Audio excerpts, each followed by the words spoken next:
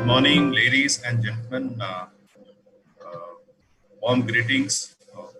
My name is Manoj. I'm Senior Vice President with Intas Pharmaceuticals.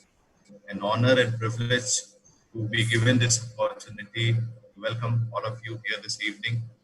Today is Guru Purnima, and I have this saying to say, Guru Brahma, Guru Vishnu, Guru Deva Maheshwara, Guru Sakshat Param Brahma, Tasme Sri Guruve Namah. We have amongst us none other than Professor Dr. M.B. Agarwal, and this salute is to you, sir, and to all the leading hematologists who are becoming Guru in their own right. So I welcome all of you here this morning. I know it is going to be an academic feast of another 1.5 to 2 hours. Over to you, sir. Thank you, Manoj. I'll just share my screen. Can you see my screen? Yes, sir.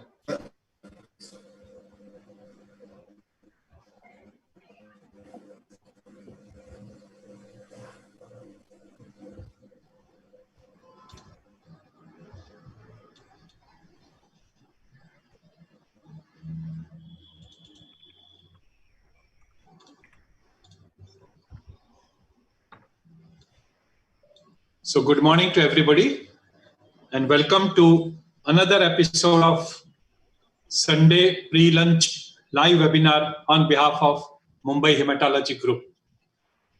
Today we have this one on pregnancy and hematological disorders. This is brought to you by Mumbai Hematology Group, supported by Intas and managed by Mice Ideas. I am grateful to Mr. Manoj Kumar from Intas, who has supported our activities for last 10 years plus, and all the episodes during the month of July are supported by Intas. Thank you, Manoj, for that. And of course, I'm grateful to Rajesh, Yash, Kalpesh, and the team from Mice Ideas for working for the whole week so that at the end of the week, we have a very smooth educational event. Executive Committee of MHG, who have always permitted me to do whatever I wanted to do. Faculty for today's live webinar.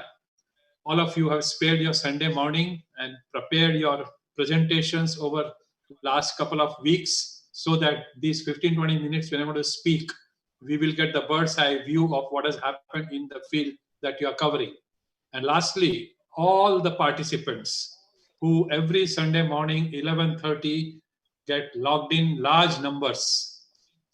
We have had a minimum of 500 audience for each episode, going right up to 700 to 800.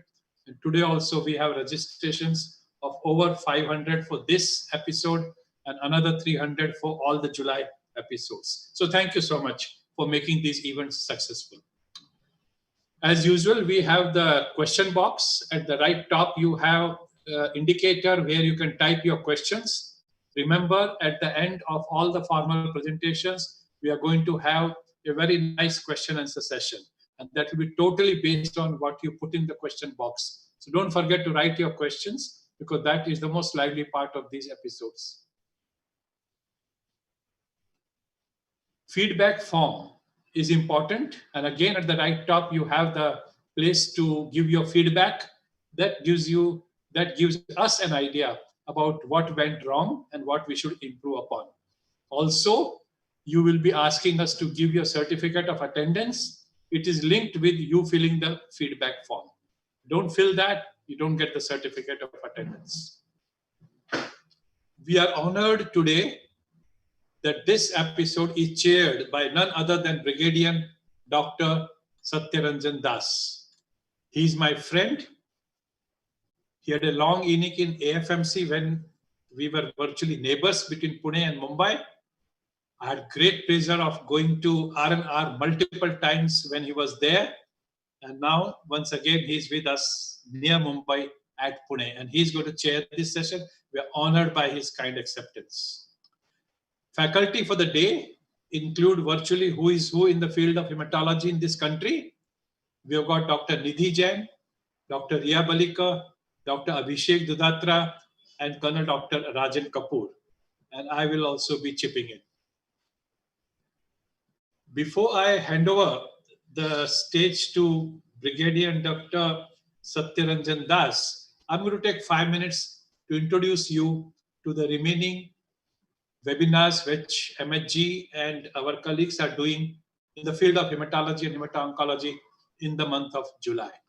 So next Sunday, INTAS is supporting our next episode on pediatric leukemia. Chairing that will be Dr. Tulika Sheth from AIMS. And the faculty is, once again, who is who? Dr. Gauri Kapoor from Delhi, Dr. Fauzia from CMC Vellore, and myself. A week later, on 19th of July, again supported by INTAS, we have a very stimulating episode on measurable residual disease, something which is very hot, something which all of you are really concerned.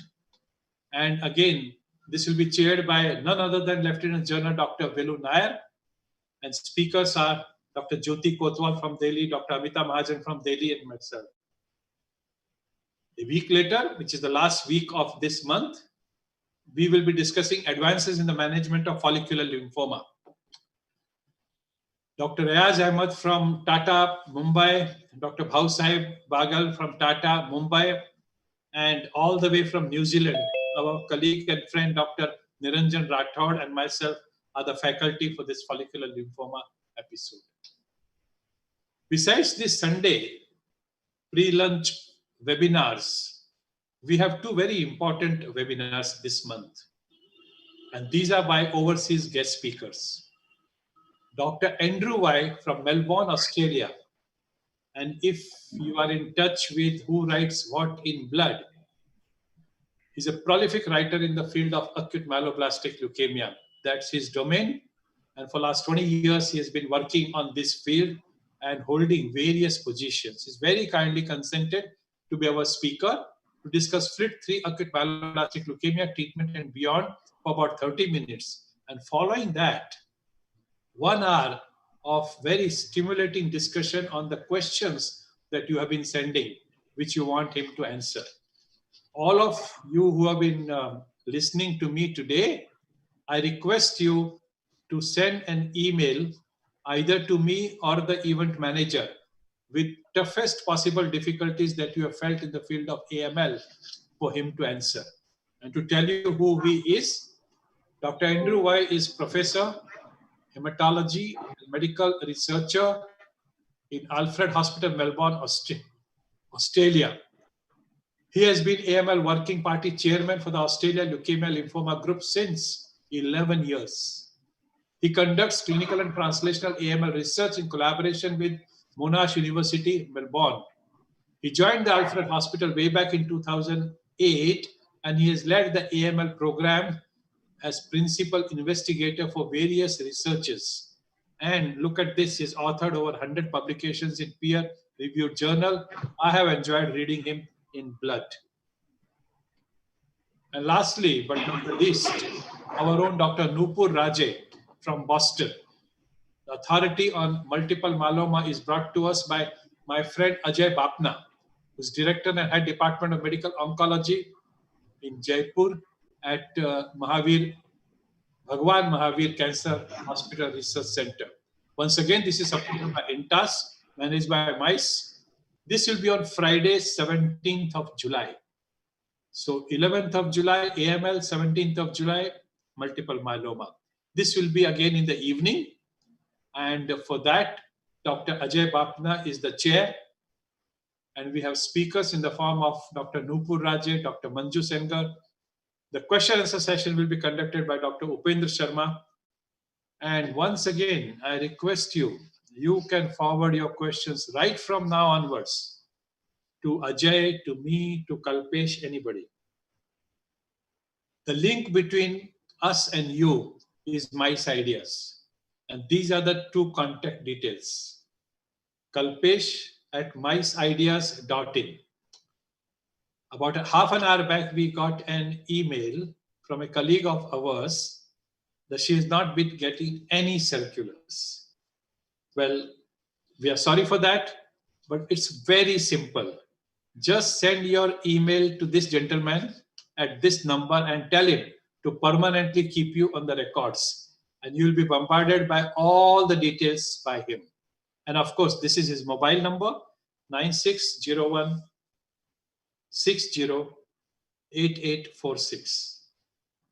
This is a WhatsApp number as well, and you can message him whenever you want. So this is the live wire between us and you.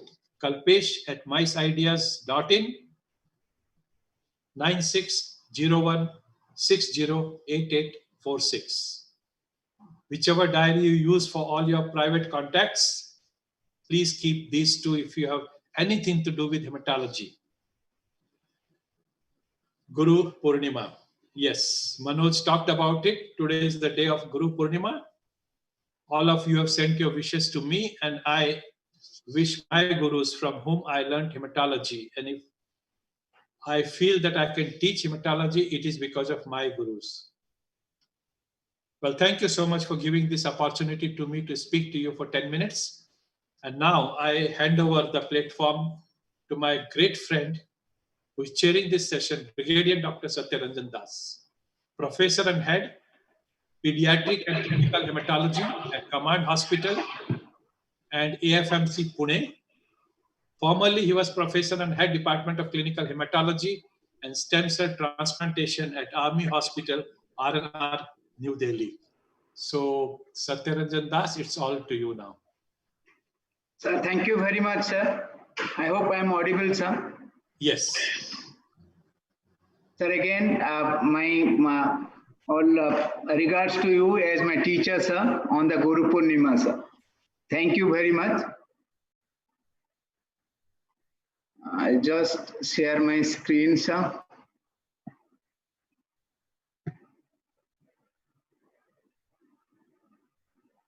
Is it visible, sir? Yes. Yes.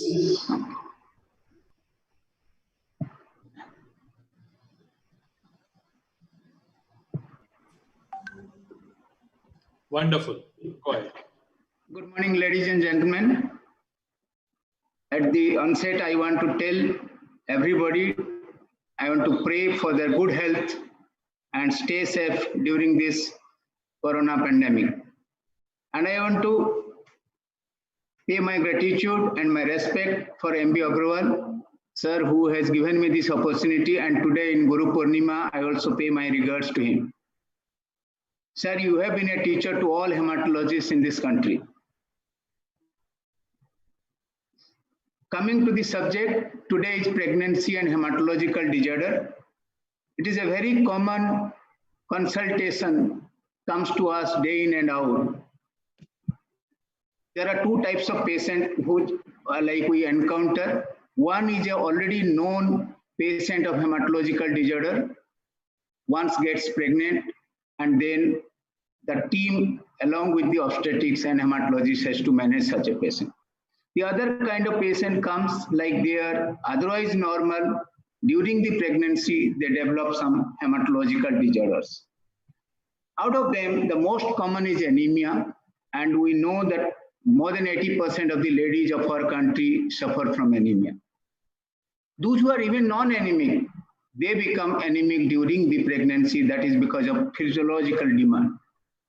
Others who suffer from anemia, this could be acquired because of nutritional deficiency, infection, hemorrhage, renal disease, and sometimes bone marrow failure. And not very uncommon, but in our country we encounter thalassemia minor becoming pregnant, sickle cell either heterozygous or homozygous becoming pregnant. And these management requires a team effort. Most of the time anemia is handled by the antenatal team. Unless until it is severe, then the consultation comes to a hematologist. Coming to the next common problem, hematological problem in pregnancy is thrombocytopenia. This could be physiological or pathological, and around 7 to 10% of all pregnant women undergo this problem. If you look at this histogram in the right, it is comparing non-pregnant and pregnant age-matched ladies. You see that the platelet count of pregnant ladies are significantly lower. What are the causes of this thrombocytopenia? It could be pregnancy specific, and most common pregnancy specific Thrombocytopenia is gestational thrombocytopenia. Out of all thrombocytopenia, 70 to 80% are gestational. But good thing, it is very mild, doesn't require any treatment. Coming to isolated thrombocytopenia, not pregnancy specific, most common is ITP. We will be discussing it today. Other could be drug-induced, type 2B, von Willebrand disease, congenital thrombocytopenia. Then comes to the systemic disorder, those can give rise to thrombocytopenia, and the most severe ones are which are pregnancy specific, like preeclampsia, HELP syndrome, acute fatty liver of pregnancy. These require steam management. Non-pregnancy specific systemic disorder giving rise to thrombocytopenia, Ttp, HUS, SLE, antiphospholipid syndrome, nutritional deficiency, and sometimes splenic sequestration disorder. We know, coming to the bleeding versus thrombosis, that all pregnant ladies are prothrombotic. These are because there is an increased level of fibrinogen, factor 8, von Willebrand factor, and decreased fibrinolysis, protein S activity, acquired resistance to activated protein C. This makes a pregnant lady thrombophilic. However, the most problematic situation comes if the lady has got a pre-existing thrombophilic condition, like factor 5 laden mutation, antiphospholipid syndrome, essential thrombocytosis, protein C, AS83 deficiencies. These leads to early pregnancy loss and thrombosis in later part of the pregnancy. Out of these very two important subjects will be discussed today. APS will be discussed none other than Agrawal sir, and essential thrombocytosis will be discussed by Colonel Kapoor. Now coming to bleeding, though we know that pregnancy is associated with thrombophilic condition, however, many pregnancies are complicated with bleeding. Those could be because of thrombocytopenia, DIC, surgery, acquired hemophilia, though very rare, but it can affect pregnant ladies, and these are severe conditions. The most important and common problem we face that causes bleeding in pregnancy are ITP, von Willebrand disease, and TTP. These three subjects and will be discussed today during the symposia by our experts. Without any further ado, I hand over to Dr. M.B. Agrawal to moderate the symposia. Thank you very much, sir. Thank you so much, Brigadier, for your blessings. We were really honored by your kind presence, and you will be back to us to conduct the question and answer session. So now it's my pleasure to invite our first formal speaker, and that is Dr. Riya Balikar. Dr. Riya Balikar is an eminent hematologist from the city of Nagpur. I had wonderful opportunity to be with her in her hospital to see a couple of patients. And I remember the lady with SLE even today. She conducted a very large and wonderful meeting in the field of hematology. I think this was just about a year ago. And once again, I had an opportunity to be interviewed by her friend, Dr. Gohokar, on the dais. So I have vivid memories of that meeting which you arranged and the hospital visit which I had. So she's a hematologist and hemato-oncologist at Wockhardt Hospital in Nagpur. And she's going to tell us all about ITP during pregnancy. Over to her. Thank you so much for your kind words, sir. I would like to thank M.B. Agarwal sir and INTAS for giving me this opportunity. My topic for today is management of ITP in pregnancy. So I hope my slides are visible. Yes. So definition of thrombocytopenia in pregnancy is the same as that in the non-pregnant state. We take a platelet count which is below the lower limit of normal, which we take as less than 1.5 lakhs per cubic millimeters, as the definition of thrombocytopenia in pregnancy also. If we take this definition, 7 to 10% of all pregnant ladies would be suffering from thrombocytopenia. But we have to remember here that normal pregnancy is associated with a decline in platelet counts. And this is because of hemodilution which happens during pregnancy as the blood volume increases, and because of pooling in the splenic and placental circulation resulting in sequestration of the platelets. So normal pregnancy is associated with a decline in platelet counts. And this is what results in something called gestational thrombocytopenia, which is the most common cause of thrombocytopenia in pregnancy. It attributes to around 70 to 80% patients of thrombocytopenia are in fact attributed to this condition. Why this is important is because it's a very harmless condition which will not normally cause any problem to the mother and the baby. So these patients, we should not unnecessarily subject them to treatment. So any uncomplicated pregnancy with borderline isolated thrombocytopenia is normally gestational thrombocytopenia. Dr. Das sir has very nicely listed the causes of pregnancy associated thrombocytopenia. So for classification purpose, we divide them into two groups: isolated thrombocytopenias and thrombocytopenias associated with systemic disorders. Now, isolated includes gestational, which we have discussed. It includes ITP, which is the immune-related thrombocytopenias. It can be drug-related, it can be inherited, or it can be because of VWD, type 1B. Systemic disorders associated thrombocytopenias are the most serious ones, and that's a separate topic by itself.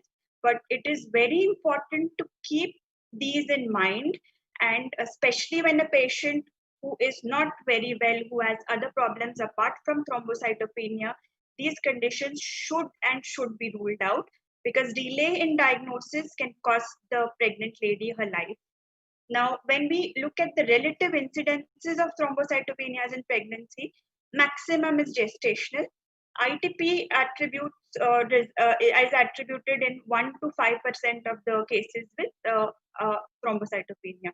Now, approach to thrombocytopenia, again, I will not go into details here, but whenever we have this patient, we have to rule out all the other causes of thrombocytopenia. Only then can you say that this patient is suffering from ITP, because ITP is a diagnosis of exclusion. Gestational thrombocytopenia versus ITP, when we see, gestational is always mild. The platelet count normally never falls below 80,000, though rarely it can go to 50,000. It normally appears first in the late second trimester and third trimester. And the baby here, importantly, is not affected because of the thrombocytopenia. ITP, on the other hand, can be pre-existing to the pregnancy, or it can develop later in the pregnancy. Mostly, we pick it up in the first trimester itself. And very important to remember here is the platelet counts of the baby can drastically fall, and the baby can suffer from bleeding. So that is why it is important for us. Some people were of the belief that antiplatelet antibodies had a role in differentiating the two. We still have people who, clinicians who use antiplatelet antibodies, but antiplatelet antibodies have no role in differentiating between the two. They can be positive in normal pregnant ladies as well, even without any thrombocytopenia. So they are not sensitive, not specific. Coming to the topic proper, ITP in pregnancy, 1 to 5% of all cases of thrombocytopenia. Mechanism is the same as that in the non-pregnant state. Increased destruction, some amount of decreased production, and importantly, it's a diagnosis of exclusion. This is very important to us. It's sometimes incidentally discovered. This is the case most of the times. Sometimes the patient can have symptomatic presentation, mostly with petechiae. Normally, presentation with overt bleeding is unusual in pregnancy. The patient could be a known case of ITP versus someone who has just come to be diagnosed now during pregnancy. This is important for management.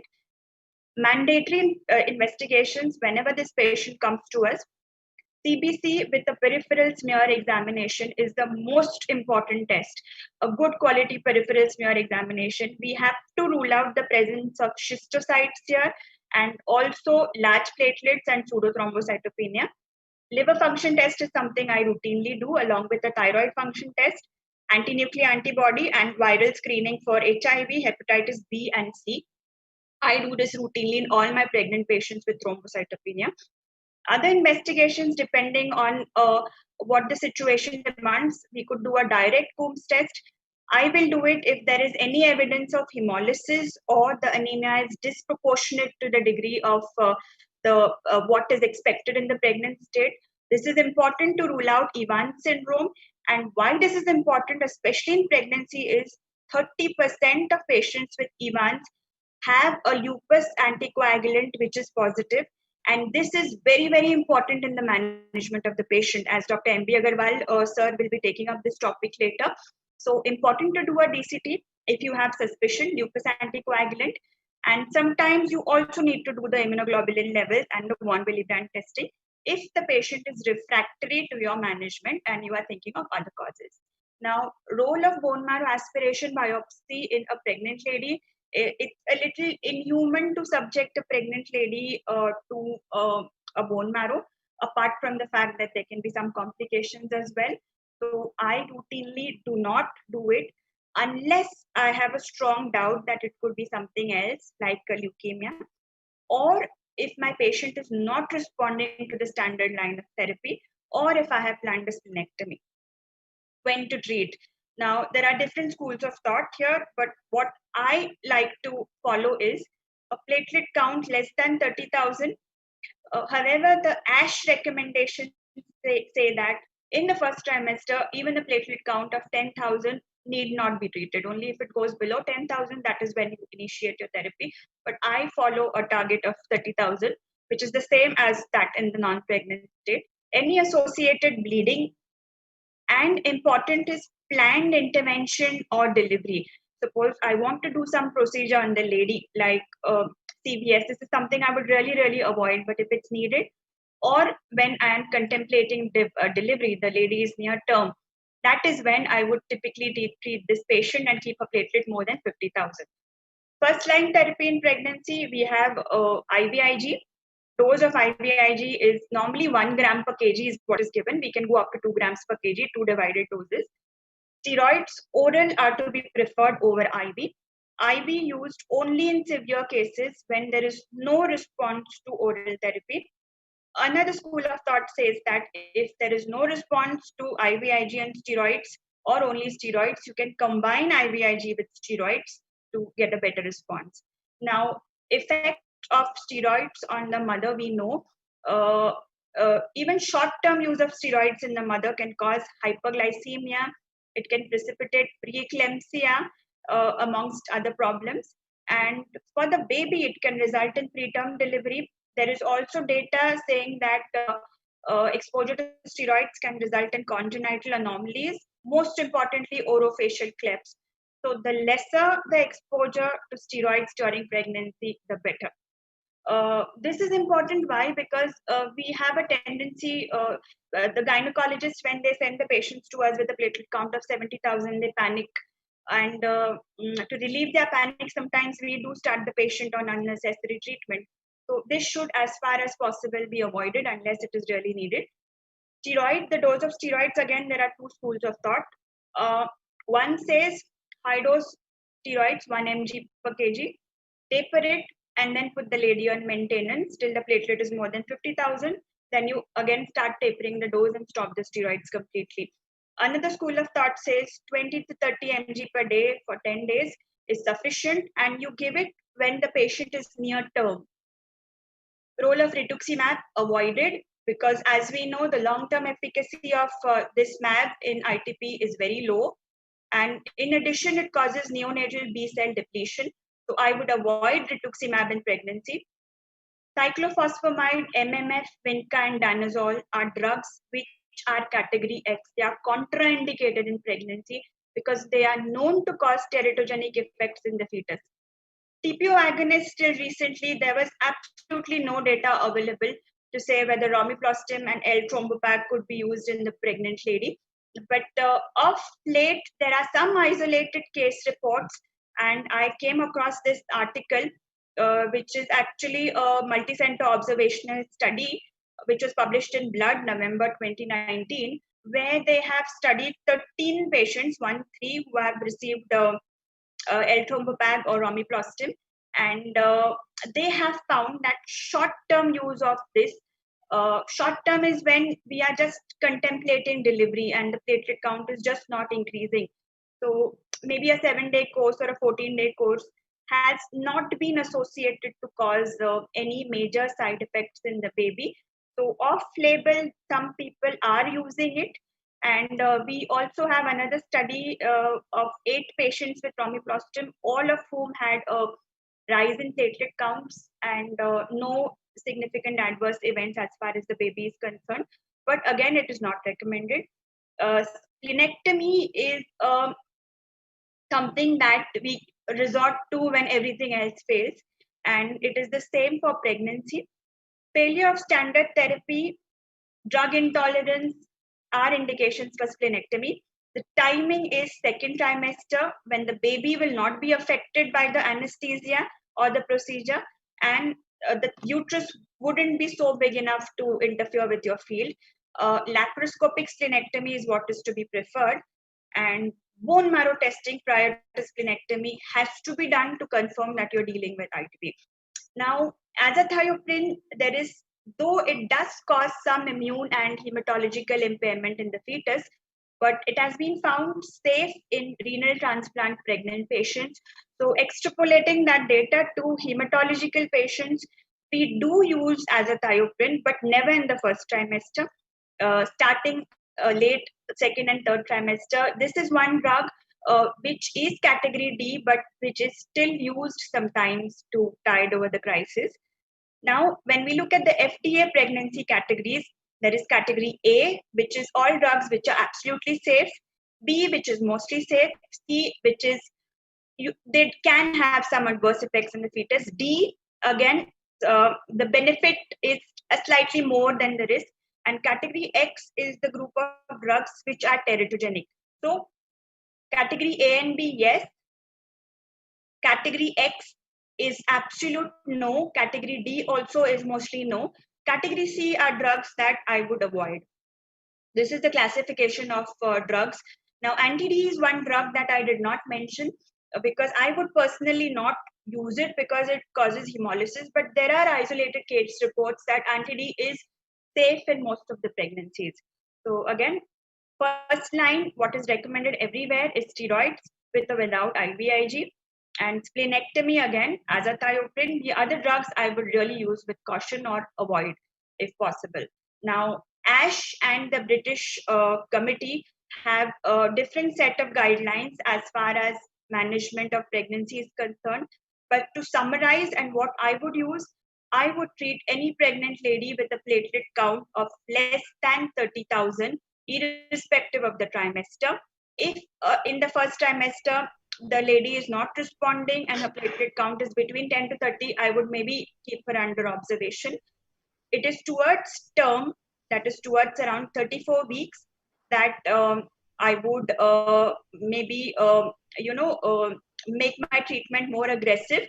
The target platelet count here is more than 50,000, irrespective of the mode of delivery. It is only when you are planning for a spinal or epidural, that is when you need a target platelet count of 80,000.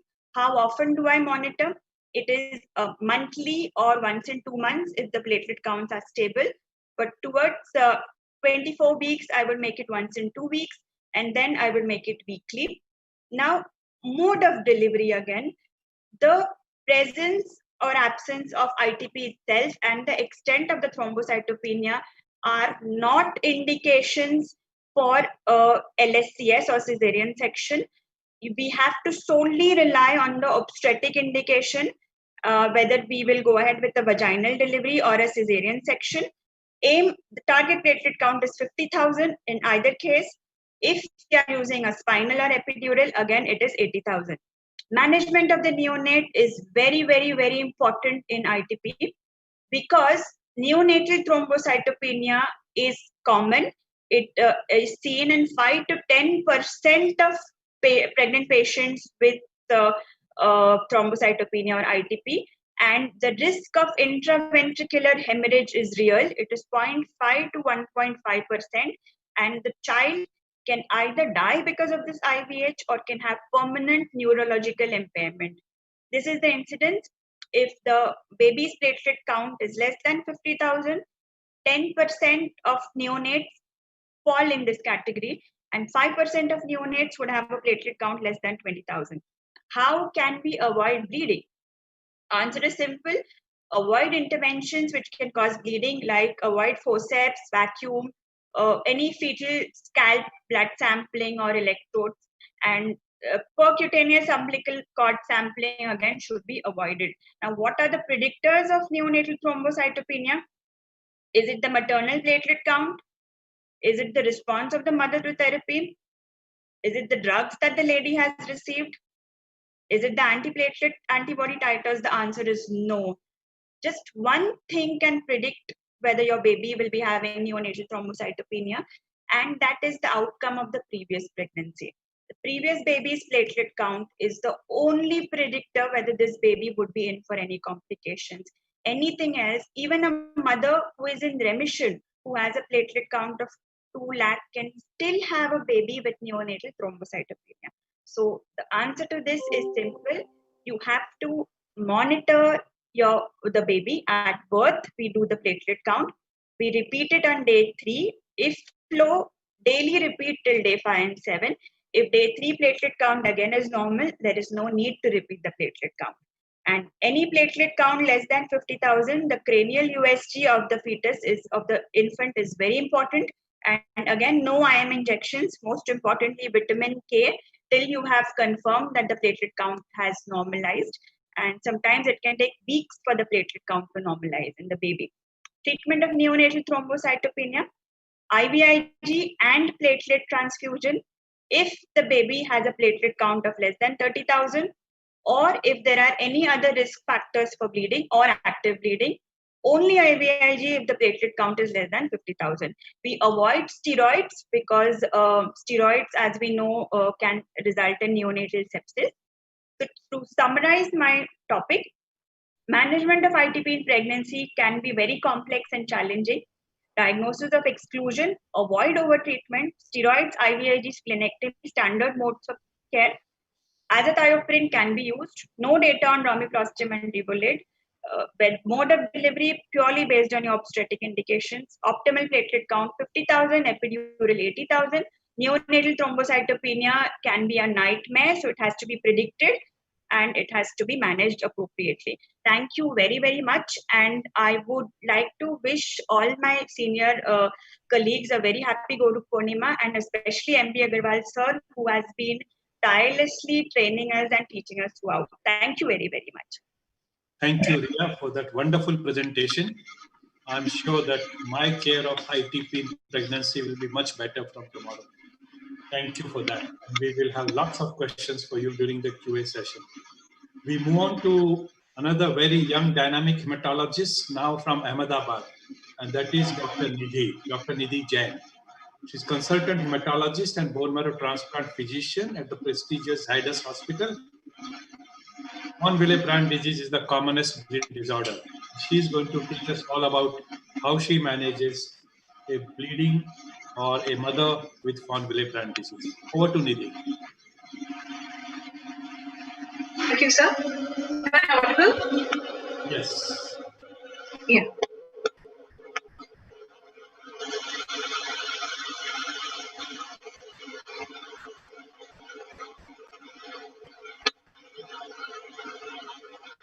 So, can you see my slides?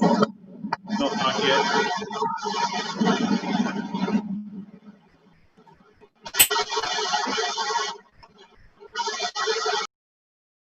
Is there echo? Is it possible now to see the slides? Not yet. I'll ask Kalpesh to come. There is a lot of disturbance from your side, ma'am. Voice. Now is it okay? Hello? Now is it okay? Yes, ma'am. Now echo is gone. We don't see your slides. If you want Kalpesh to start your slides, he will start them. I have loaded your slide, ma'am. Please go ahead. So, at the outset, thank you very much, sir, for giving me this opportunity, and on this occasion of my heartfelt regards to you for tirelessly teaching us and so in my next 15 minutes, what I'm going to do is the initial part, I would Ma'am, you are not audible, ma'am.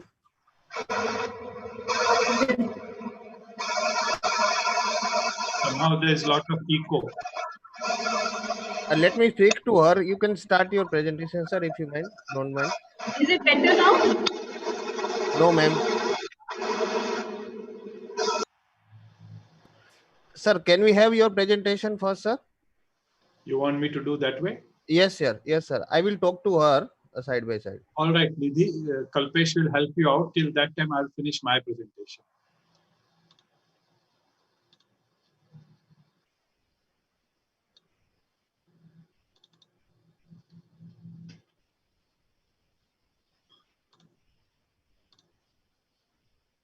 Okay, Kalpesh, my slide is seen. Yes, sir. Okay. So the third talk of the day, and now it has become second talk, is on antiphospholipid antibody syndrome during pregnancy.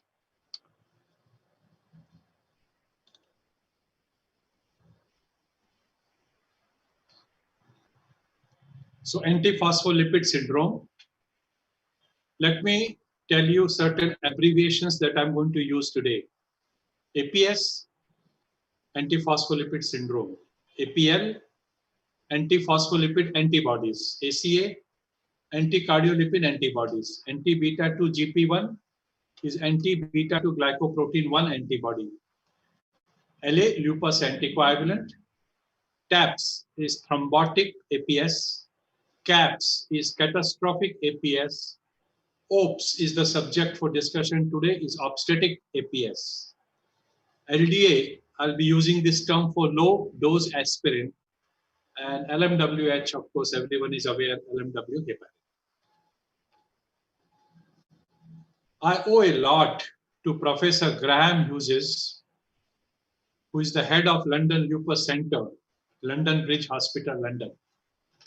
A brief visit to his center in 1983, when he coined the term Hughes syndrome, is the genesis of my learning of this particular field.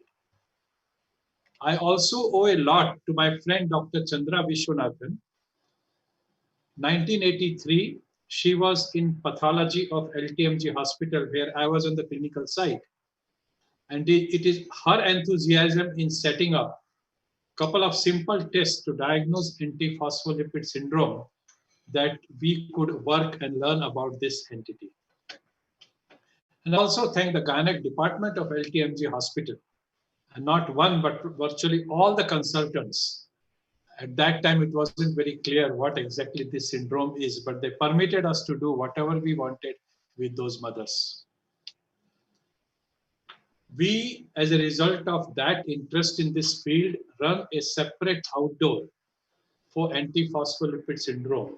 And I'm pleased to say that we have a regular follow-up of not just pregnant women, but patients of APS, 231 of them over last 34 years between 85 to 2019.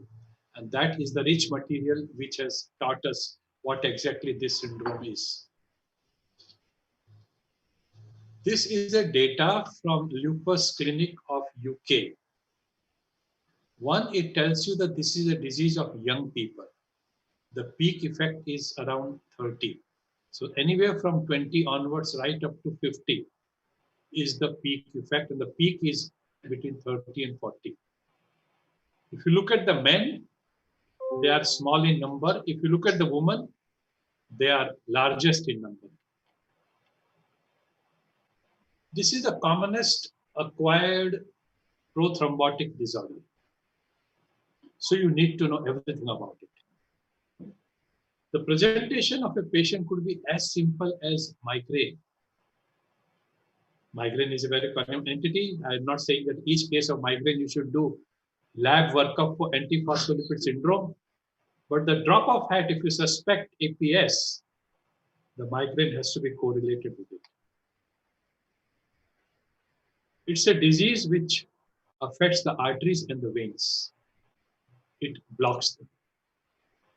And this is the result. On the left side, you see effect of the artery getting blocked. On the right side, you see a DVT.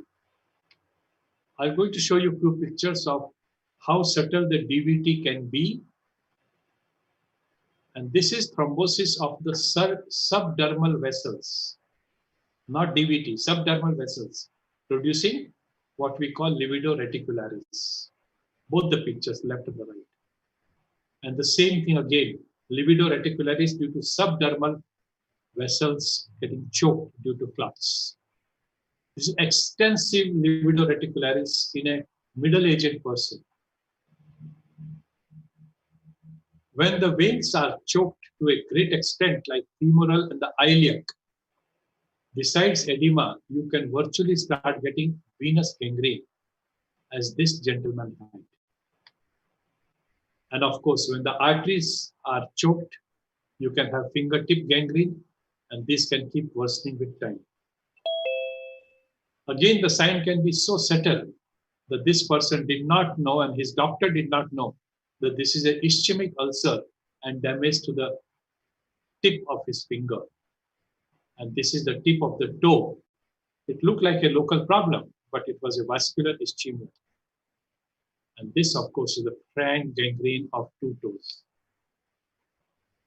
So far, I was showing you the limbs, but this can damage the brain. And this is a real MRI of a lady with multiple strokes by the age of 35. And after 7 years of struggle, we lost her. And this is a clot in the atrium of the heart. This is a postmortem specimen from those days in LTMG hospital. And the same person has a fibrinous pericarditis on the legs. So this cartoon shows you that any vein in the body and any artery in the body can get clotted. So the pulmonary vein, inferior vena cava, hepatic portal vein, renal vein, superficial vein, and the deep veins. And any artery, cerebral artery, retinal artery, brachial artery, coronaries, mesentery, and arteries to the extremities can get blocked. And then you have this OPS, the obstetric APS. Coming to the lab, there are 2 groups of investigations. One, which the hematology labs have championed, is to pick up the lupus anticoagulant. You may suspect it when it is gross by prothrombin time and partial thromboplastin time. But to be very sensitive, you need to do very specific test, dilute Russell Viper venom time and kaolin clotting time. A test which is available even on a transported sample by various standalone labs all over the country is to pick up antibodies by ELISA technique, anticardiolipin antibody, beta-2 glycoprotein antibody, and these could be IgG or IgM. You can do IgA, but neither the kits are available nor it is clinically important. 1 + 1 is 3. And what I want to tell you is if you have lupus anticoagulant in the lab and the ELISA test positive, then it speaks of a very bad prognosis. And if you have triple positivity, that is lupus anticoagulant positive, anticardiolipin antibody positive, and beta-2 glycoprotein 1 antibody positive, the outcome is worst.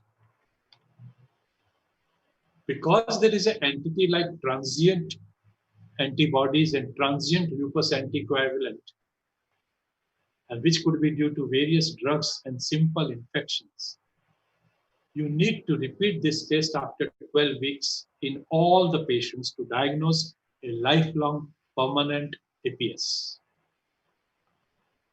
There is a primary APS and there is a secondary APS. And in all patients of APS, you need to do the workup of SLE because that's the commonest cause of secondary APS. And similarly, in all patients of SLE, you need to do the workup for APS because 20% of them can have it. So this is a summary of what I spoke to you so far.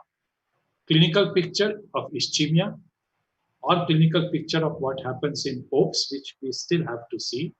And the 2 can be independent of each other.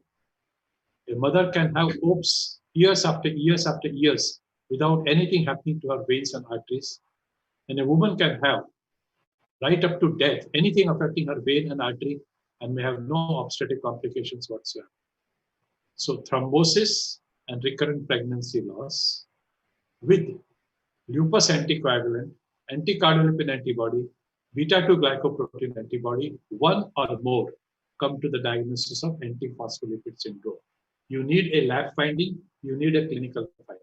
And then you put them together and say you got APS, and you say lifelong APS, permanent APS, if it is persisting, lab data is persisting beyond 12 weeks. What is the pathogenesis of this entity?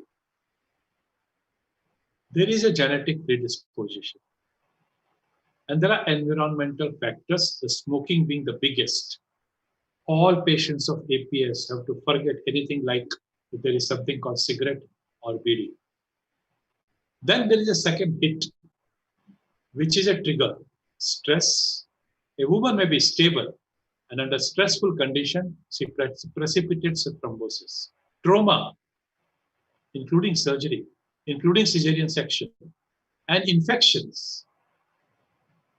And what all this leads to is activation of 5 systems. The endothelial cells, the platelets, the monocytes, the complement system, which was not understood till almost about a decade ago, though the disease is 4 decades old, and the coagulation factors.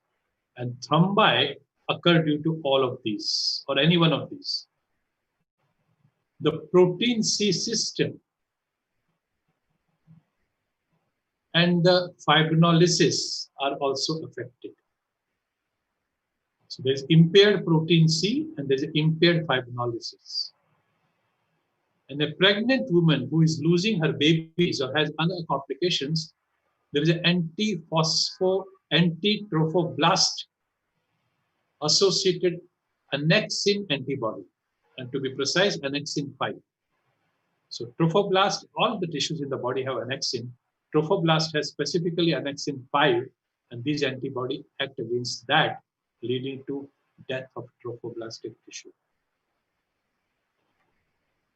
Now you have to understand that the pathogenesis of TAPS, that is thrombotic APS, differs from that of OPS, that is obstetric. And that's why somebody can have only miscarriages, somebody can have only thrombi. Also, the early recurrent fetal losses and the late pregnancy complications are different in their pathogenesis. Early pregnancy losses are directly due to the effect of these antibodies on the placentation, leading to apoptosis of trophoblastic tissue. While the late complications are more related to the complicated cascade being involved, causing inflammation. And the most important complement is C5 activated, and this bag of chemicals, neutrophils. This cartoon tells you how antiphospholipid antibody and the anti-beta-2 glycoprotein 1 antibody affect the endothelial cells, the monocytes, and the platelets, and also the glycoprotein, a particular domain, as we will see in this picture. The domain 1 of the beta-2 glycoprotein. There are 5 of them, but this is the anti-domain 1 beta-2 glycoprotein 1 antibody, which is most significant in causing thrombosis. These thrombi are very bland, like this one you see, extremely bland. You see nothing except the clot. There is hardly any inflammatory cell. The same thing here. There is a clot and there is no inflammatory cell around it. When I began my practice in 1983, this was first patient that I saw. And I must say that we diagnosed her by fluke. She was admitted for an ischemic ulcer, but she had a history of recurrent fetal losses. With our enthusiasm and Chandra having set up the tests, we did her test and the test was positive. Those days the treatment was steroid, which is obsolete today. For the first time with that steroid, she delivered a live baby. Possibilities in this woman for that ischemic ulcers were galore. And in 1983, to diagnose APS, I think we must pat our back. That was her final diagnosis, but unfortunately, she died. And she died because we didn't know that in the postpartum period, these women require anticoagulation, or else they can get pulmonary embolism. and she died of this massive pulmonary embolism. Clinical manifestations of OPS are three, or rather I should say three groups. One is recurrent early miscarriages. And if you are an obstetrician, you know that this is a very common event. 10% of women have early miscarriages. And as you age, more and more women have early miscarriages. So the definition is, unless you have 3 consecutive early miscarriages, do not investigate for APS. Stillbirth, which is by definition a late pregnancy loss. Most commonly between 20 and 28th week. And then these complications, preeclampsia, eclampsia, placental insufficiency, and intrauterine growth retardation. You will agree that these are common in obstetric practice. And therefore, you have to have the sixth sense not to too much investigate for OPS and not to miss the OPS. This cartoon again tells you that it's somewhere here between about 20 to 28 weeks of gestation that highest number of fetal losses occur. The thromboembolic complications, which may not be there in OPS at all, can be the usual one: DVT, pulmonary embolism, transient ischemic attacks, and stroke. DVT of left leg is the commonest because of pressure by the gravid uterus. Such OPS patients who have had ischemic event in their artery or vein after delivery require lifelong anticoagulation with warfarin. While those who have had only pregnancy-related events after about 6 to 12 weeks of delivery, you need not give them anything else. The INR in thrombotic APS to be kept between 2 and 3, but especially if there are arterial thrombotic episodes, some believe, not all, some believe that it should be kept between 3 and 4. Positive pregnancy test in a patient who has got APS should alert you to immediately stop warf and start LMW heparin. Otherwise, there will be warfarin-induced embryopathy and fetal bleeding. Women with SLE without APS also have increased risk of pregnancy loss, 20%, hypertension, preeclampsia, IUGR, and premature birth. All women of SLE should be tested for APS at diagnosis and just before planning pregnancy. 20% of SLE, every 5th woman will have positive test for APS. All these women need prophylaxis, but those who have lupus anticoagulant or triple positivity or high titer IgG antibody positivity do the worst. There is a study by name PROMISE, which is the largest authentic study in this group. Catastrophic APS, CAPS, involves smaller vessels, arterioles, venules, and the capillaries. It may not involve artery and vein at all. This term was coined in 1992 by Escherson, so it is 3 decades old. It's a life-threatening disease, although rare, affects less than 1% of OPS. It affects multiple organs, and there is a cytokine storm in a very short period, and by definition, it should happen within 1 week. And if you do a biopsy, there will be microthrombi of small vessels. So diagnosis is made by affection by thrombosis of 3 or more organs happening within 1 week with histological confirmation of small vessel occlusion in 1 organ and persistent APL positivity. Out of OPS, who have bad outcome? Those who are triple positive, those who have LA positive as against ACA and beta-2-glycoprotein. In APL, if they have both ACA and beta-2-glycoprotein positivity, IgG do worse than IgM and high titer do worse than low titer. Those who are antibody against domain 1 of beta-2-glycoprotein do badly. Those who are associated SLE do badly. Those who are associated arterial or venous thrombi do badly. Those who had adverse pregnancy outcome in the previous pregnancy do badly. And if you do the complement 5 level, if that is low in the first trimester, they do badly. So outcome could be heterogeneous. Last part, the treatment. Treatment of OPS is a bit controversial. You can be on slippery foot, and the differences could be very marginal, and the different shades may be difficult to differentiate. Aspirin is for everybody. So LDA, low dose aspirin, moment you diagnose APS, it's for everybody. And during pregnancy, with all that what we talk, anticoagulation is for everybody. And this anticoagulation with only one drug, that's heparin. And there's a discussion whether it should be LMW heparin, which is more convenient, or it should be unfractionated heparin, which probably is more effective. It's more effective because it is also an anti-complement in its efficacy. Warfarin during pregnancy is a big no because of its side effects. It can lead to embryopathy given in first trimester. It can cause bleeding in the fetus. So warfarin is no. DOACs is a big no in APS in general, not only in OPS, but in APS. DOACs are very inferior to warfarin as far as APS is concerned. There are some orphan drugs, chloroquine and hydroxychloroquine. And in the day of COVID-19, everybody understands these drugs. Hydroxychloroquine in refractory OPS. It prevents complement activation. It prevents placental insufficiency. It prevents abnormal fetal brain development. In a mouse model, it prevented placental metabolic changes as measured by proton magnetic resonance spectroscopy. And this prevented fetal death.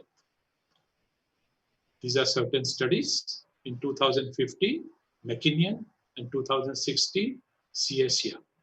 They showed importance of HCQS in APES or OPS. Hypatia is an ongoing prospective randomized controlled trial of HCQS versus placebo in OPS. And this will answer many questions. Statins. Statins have anti-inflammatory and anti-thrombotic action, as neurologists and cardiologists understand, because it acts on endothelial cells and monocytes. They increase fibrinolysis and decrease tissue factor messenger RNA expression. Clinical studies in apes have shown reduced incidence of VTE when you use statins as primary and secondary prophylaxis. Fluvastatin has been shown to reduce pro-inflammatory and pro-thrombotic markers by Erkan about 4 years ago. APL Task Force report on statins from 15th International Congress of APS stated that statins may be used as an adjunct in patients who have recurrent thrombi despite anticoagulation. This is how statins work on the trophoblast via various methods, leading to decrease in fetal death. Vitamin D, simple vitamin D has an immunomodulatory effect, which is very complex, and giving it as an adjunct is important. Rituximab,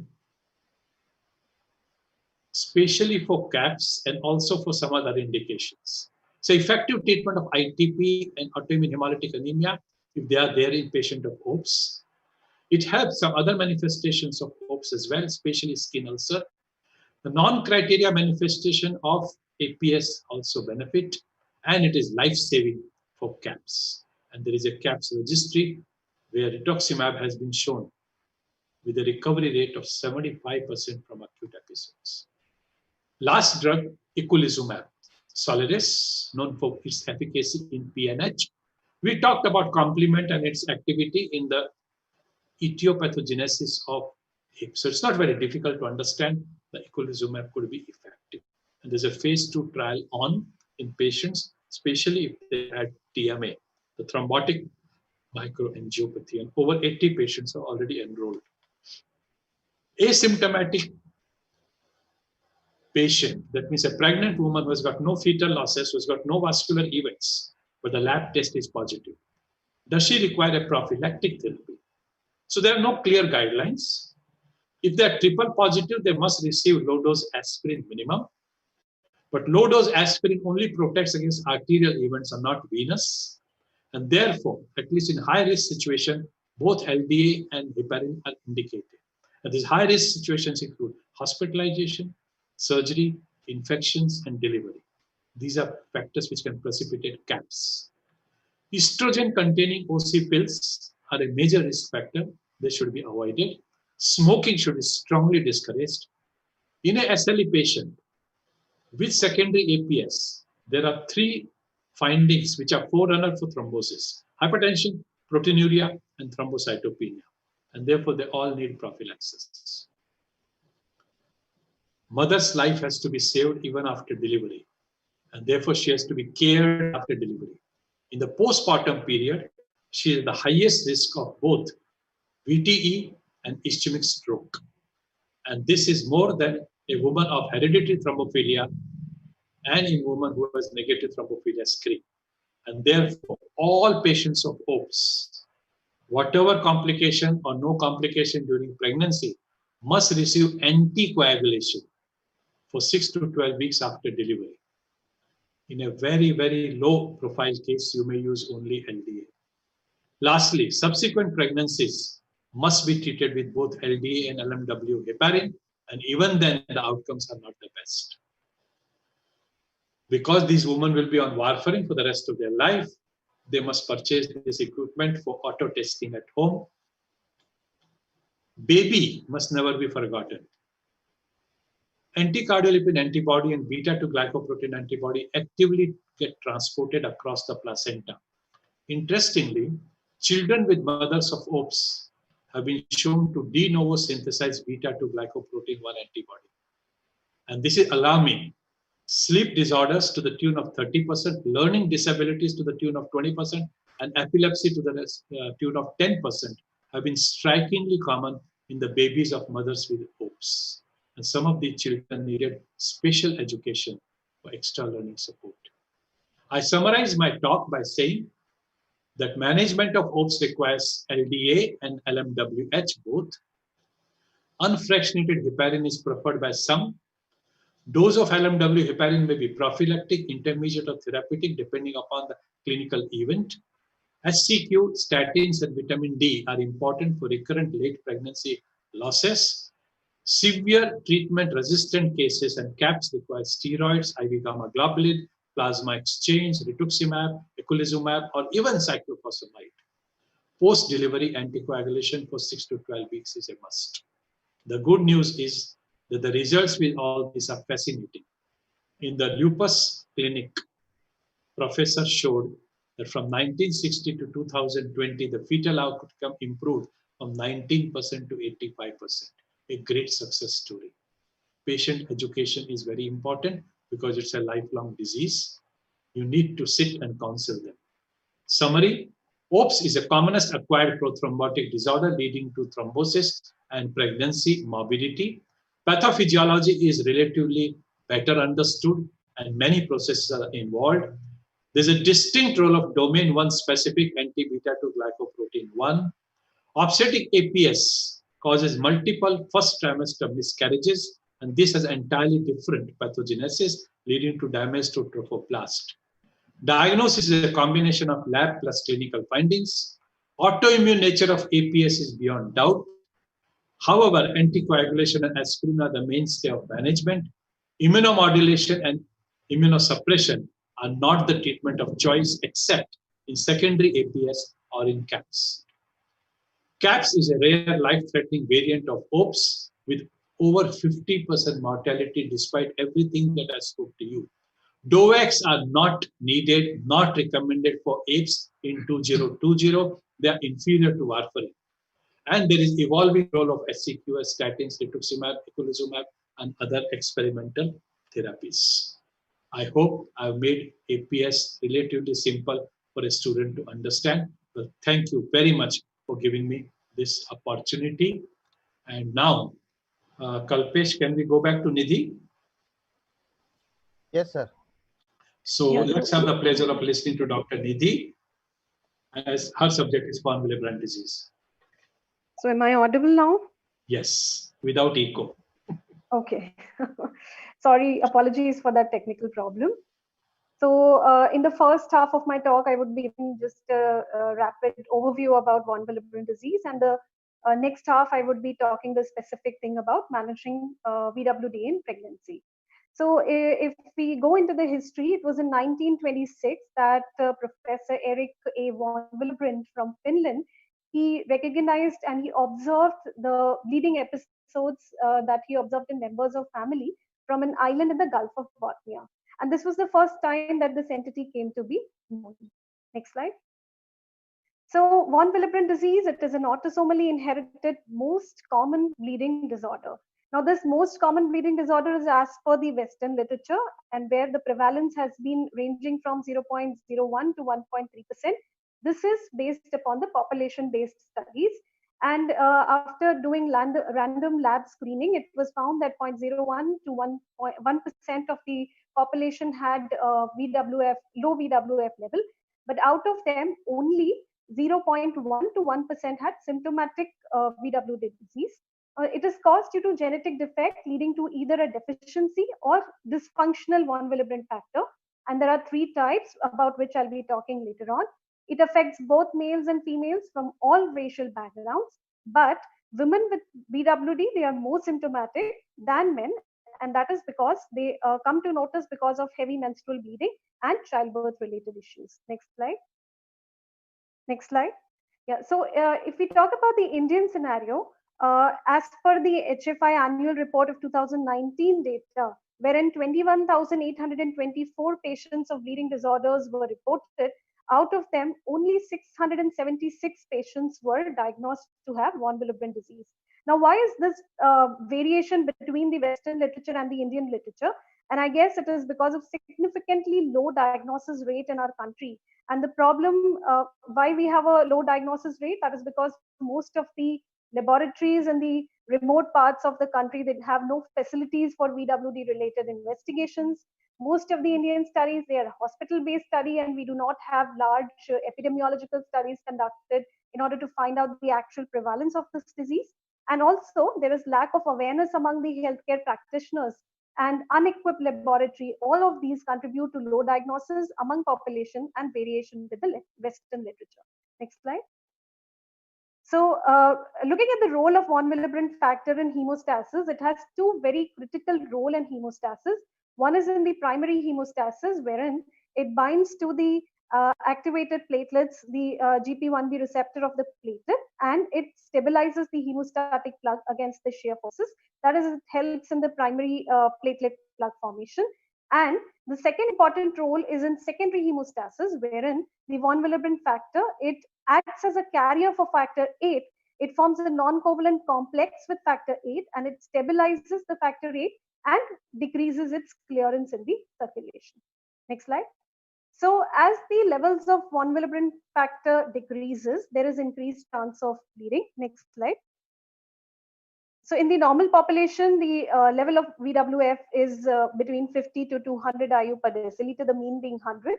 But this level of VWF is very variable, and it is subjected to variation in a lot of other conditions, such as it is, we know that it is an acute phase reactant. So in any stressful condition, the level of von Willebrand factor can increase, or it can increase in when it is in certain conditions such as pregnancy under the influence of hormone estrogen, whereas it can decrease in hypothyroidism. And in blood group O donors also, there is decreased level of VWF as compared to the other blood groups. In symptomatic VWD patients, the levels can be between 16 to 50 IU per deciliter. But according to the NHLBI guidelines, those individuals with less than 30 IU per deciliter with a strong history suggestive of bleeding disorder, they are diagnosed as having von Willebrand disease. Next slide. So there are 3 types of von Willebrand disease, type 1 and type 3. They are the quantitative defect in von Willebrand factor, whereas type 2 is the qualitative defect. The most common is type 1, which is 70 to 80% of the patients, and the next being type 2 disease. And there are 4, as you can see, subtypes of type 2 disease, 2A, 2B, 2M, and 2N. And type 3, which is the most severe form, is very rare. Next slide. So if we talk about the inheritance or pattern of these different types, so type 1, 2A, 2B, and 2M, they are mainly autosomal dominant inheritance, whereas 2N and 3 are autosomal recessive. And as I said, that type 1 presents with mild to moderate phenotype, whereas type 3 is the most severe phenotype. Next slide.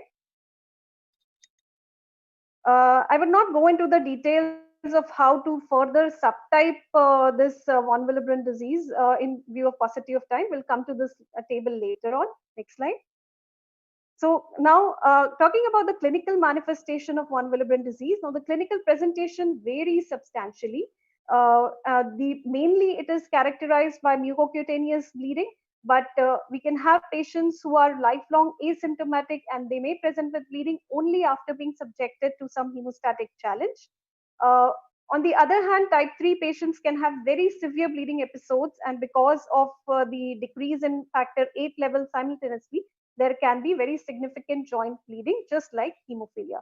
So these are the four primary areas of impact. Patients can have mouth and nose bleed, they can have GI bleed, females present with menorrhagia, and joint bleeds can occur in severe phenotype. Right? So now going to talking about VWD in women. So as I said, that the prevalence of the disease is equal in both men and women, but we see women present more frequently, and that is secondary to menorrhagia and childbirth related issues. So studies have shown that the prevalence of VWD in a woman who suffer from menorrhagia, it has been estimated between 5 and 24%. So whenever a female presents with menorrhagia, then how is that you will suspect an underlying bleeding disorder? Next slide. So this is that can be done. Next slide. That can be done by this clinical screening, which would include taking a proper history, a history of personal bleeding, as well as a family history of increased bleeding.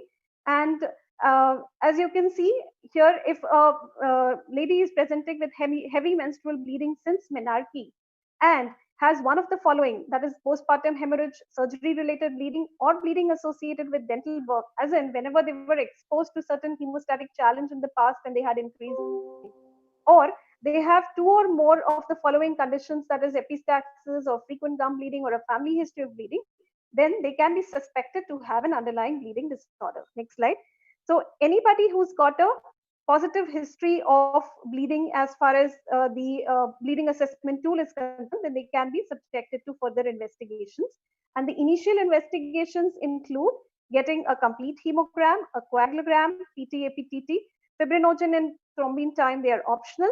Now, some experts believe that we should go ahead in a suspected patient with directly with the von Willebrand antigen assay, the von Willebrand factor activity assay, and factor 8 assay at the baseline. Whereas others believe that if suppose the patient has got a prolonged APTT and this APTT corrects after a 1:1 mixing study, then they should be subjected to antigen assay, activity assay, and factor 8. And if suppose the diagnosis of is suggested of having von Willebrand disease, then we need to further subtype them by doing a multimer assay, binding assays for VWF and factor 8, and the other functional assays. Next slide. Next slide.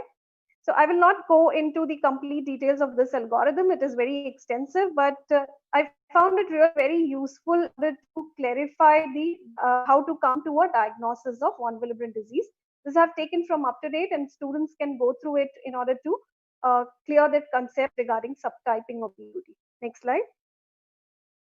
So now come to the, I'll come to the specific topic of managing a pregnant lady with VWD. Now, pregnancy and delivery in VWD, it represents a significant clinical challenge. And the reason is that there is a lot of phenotypic and genotypic heterogeneity in the presentation of this VWD patient. And so it is very important to carefully evaluate these patients and plan the most appropriate treatment at the time of childbirth. So women with VWD, they should start their pregnancy after being well characterized as to their type, their subtype, and what treatments we can offer them. Next slide. So what are the, as we know that there are a lot of physiological changes which occur in a pregnant lady. So talking about the hemostatic changes that occur during pregnancy. So we all know that pregnancy is a procoagulant state or a hypercoagulable state. And this actually is in order to, it is basically a physiological adaptation so as to decrease the risk of bleeding. So the procoagulant factors such as factors 7, 8, 10, and von Willebrand factor, they will increase in pregnancy, whereas the anticoagulant factors such as protein S, it decreases. This increase in factor 8 and von Willebrand factor, it begins during the second trimester and it peaks during the third trimester. This I'm talking about in the normal lady.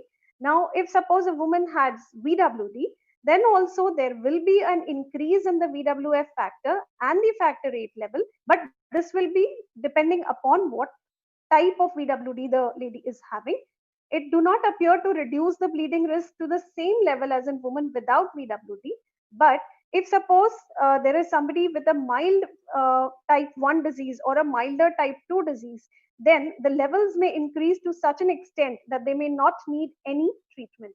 And at times, this may also obscure the diagnosis of a previously undiagnosed woman. But if we are dealing with a type 3 VWD patient, then these factors are not increased during pregnancy, and hence factor replacement is required during labor and childbirth. Next slide. So why is it very important to diagnose VWD prior to pregnancy? So there are certain very important implications of that. So any lady with VWD, they should undergo preconception counseling.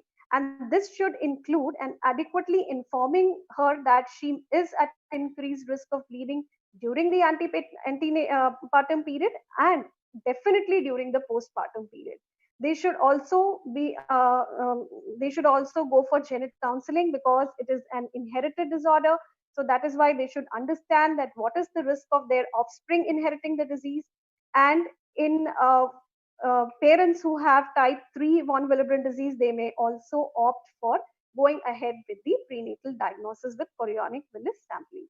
So it is very important when we manage such pregnant ladies with VWD that there is a coordinated coordination between the members of the healthcare team.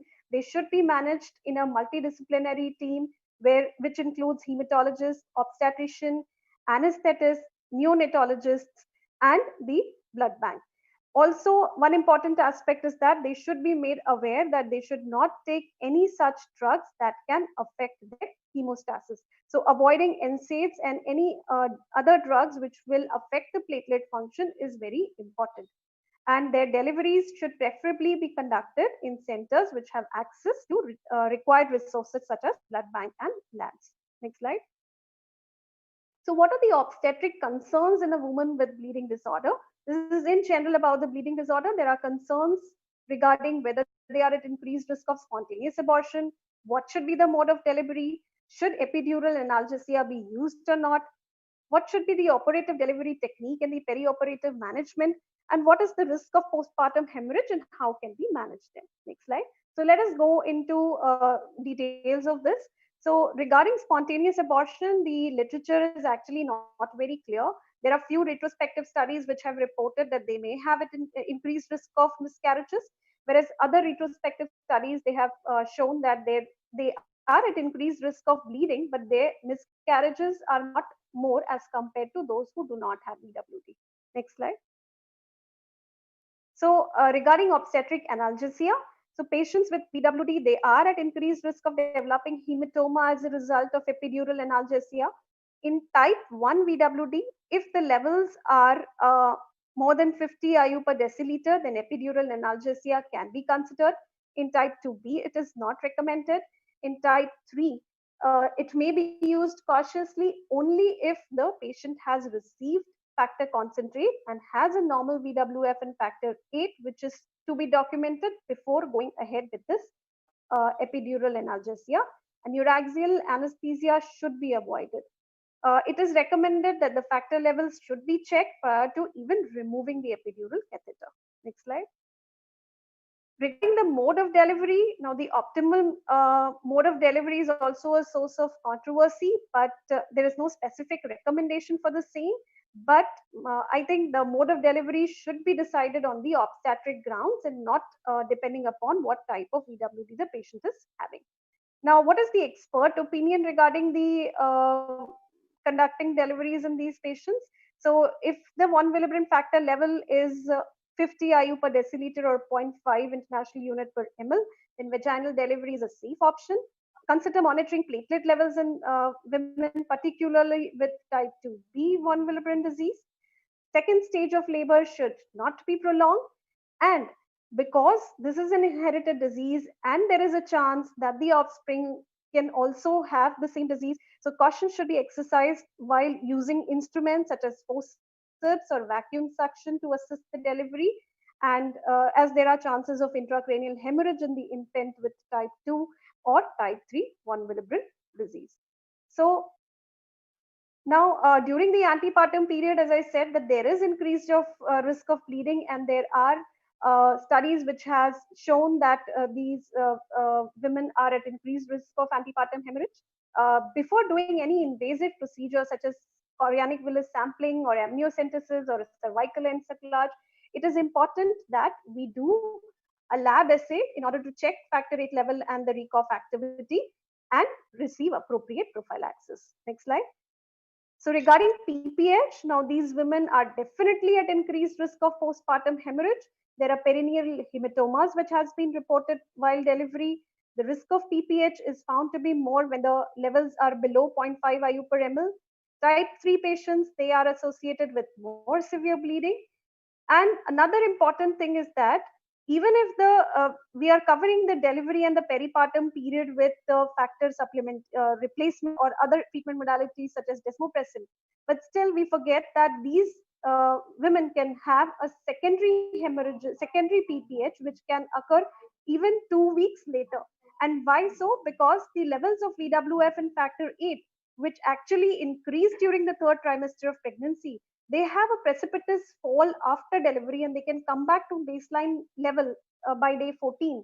So these patients, if we do not follow them up closely, they can have secondary PPH, which can come even after 14 days. Next slide. Next slide. So this is one study, the largest I would say, wherein this is from the US database where they looked into 4,000 VWD women, and they found that the risk of bleeding during the antepartum period was more and postpartum period was also more, but they were decreased. They were not at increased risk of having spontaneous abortions. Next slide. Now, how do we treat VWD patients and how during pregnancy? So treatment, it is guided only by small studies and expert opinion, and we do not have large prospective study to guide the treatment. There is a wide heterogeneity in the phenotypes and the genotypes, so it is very important that these pregnant women, they have their VWF levels monitored in the third trimester of pregnancy. In fact, experts believe that they should be monitored once per trimester and then within 2 weeks of the expected delivery.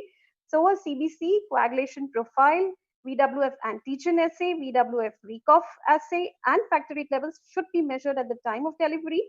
And the need for treatment, it depends upon what type of VWD the patient is having. Next slide. So this is the three strategies I would say wherein we can treat these pregnant ladies.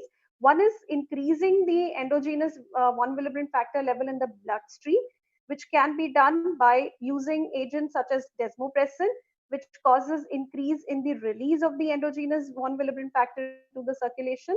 Second is by replacing the deficient or the dysfunctional VWF. And thirdly, by use of the antifibrinolytic agents. Now, these approaches, they are not mutually exclusive. A patient may benefit from any one of these strategies, and the choice of treatment will depend upon what is the type and severity, what are the baseline levels of VWF, recough, and factor VIII, what is the severity of the hemostatic challenge, the nature of bleeding, and what is, importantly, what is the local approval and availability of these treatments. Next slide. So going into some little bit details on desmopressin. Now this desmopressin, I think, is very underused in our country, probably because of limited availability of the actual preparation which should be available to us. So desmopressin is a synthetic analog of antidiuretic hormone, and this drug is actually very well tolerated, safe, and cheap, but availability of the injectable form and the appropriate intranasal form is a problem in our country.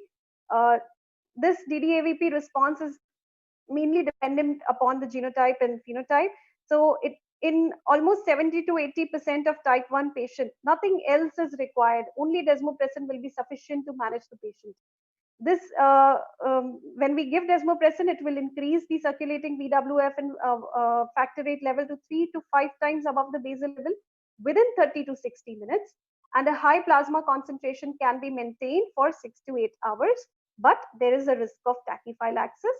And very important thing is that a test dose infusion at the time of diagnosis is very important, and treatment should always be based upon that test dose infusion. Next slide. So this is regarding the dosage of DDAVP. So the standard dosing is 0.3 microgram per kg in 50 ml of normal saline infused over 30 minutes. It can also be used subcutaneously, and the intranasal form, the dose is 150 microgram in patients who are less than 50 kg or more than or 300 microgram in those more than 50 kg. And trial is a must at the baseline in order to document the response. The side effects are very less concerning. Flushing, hypotension may occur. Most important thing is the hyponatremia, the risk of hyponatremia, and for that it is very important to restrict the free water intake in these individuals. Next slide. So it is very important to use the appropriate, the previous one.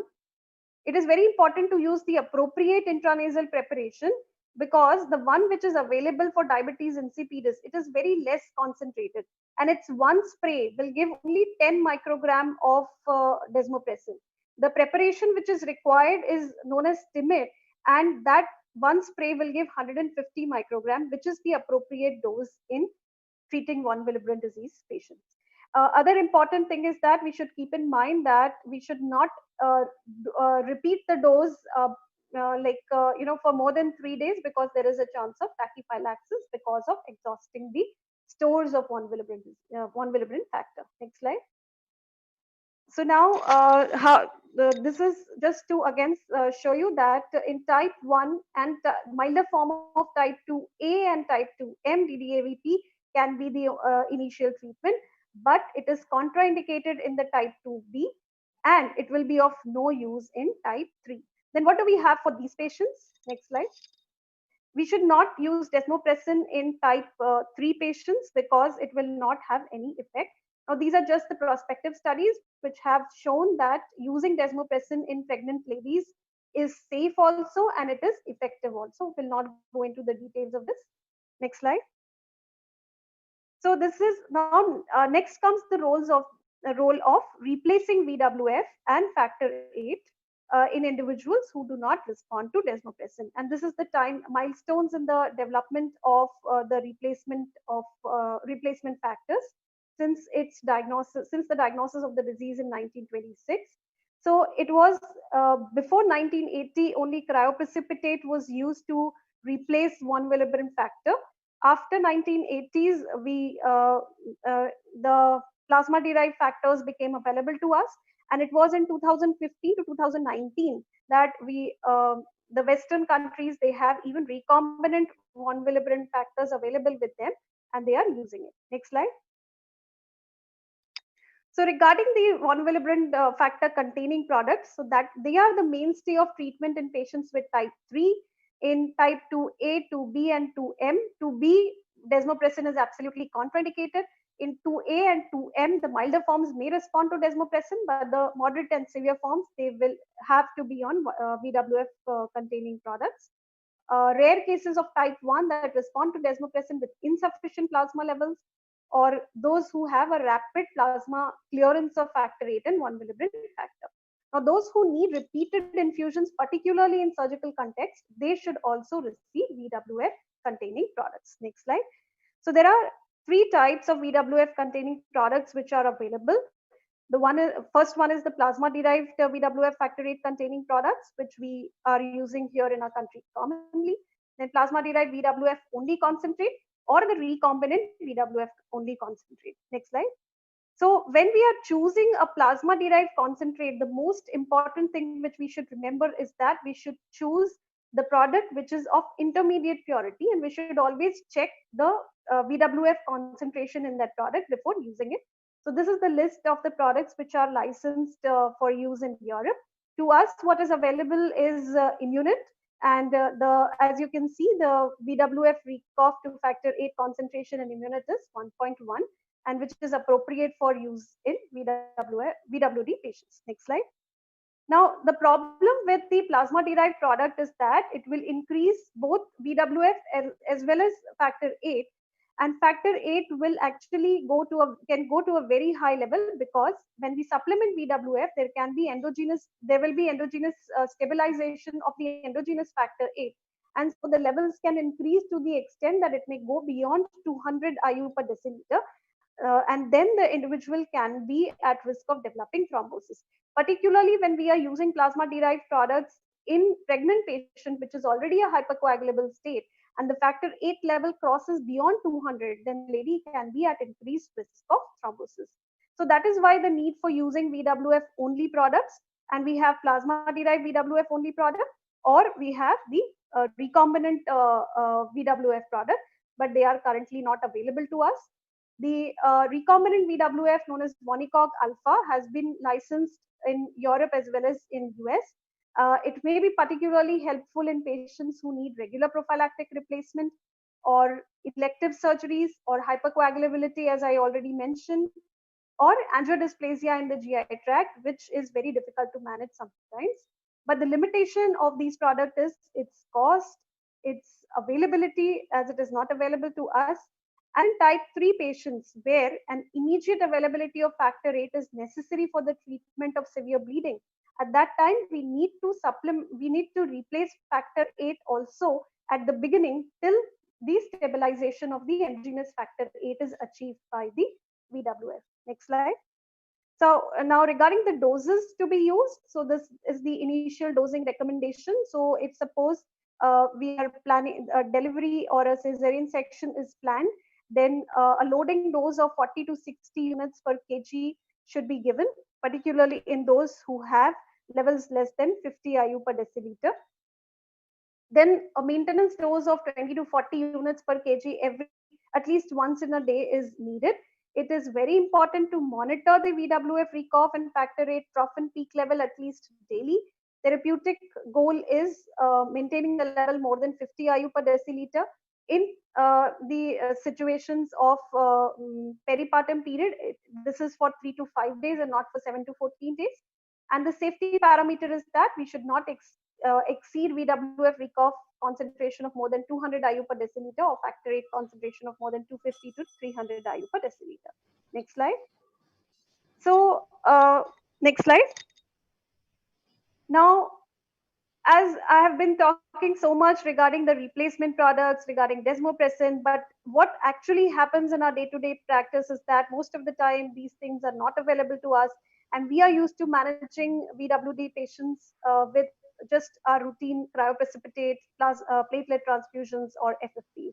So cryoprecipitate is enriched in factor 8 and VWF, but as far as the NHLBI is concerned, they are not recommended, no longer recommended for use in bleeding disorder patients. They are not virally inactivated, and hence they are not considered as the optimal therapy.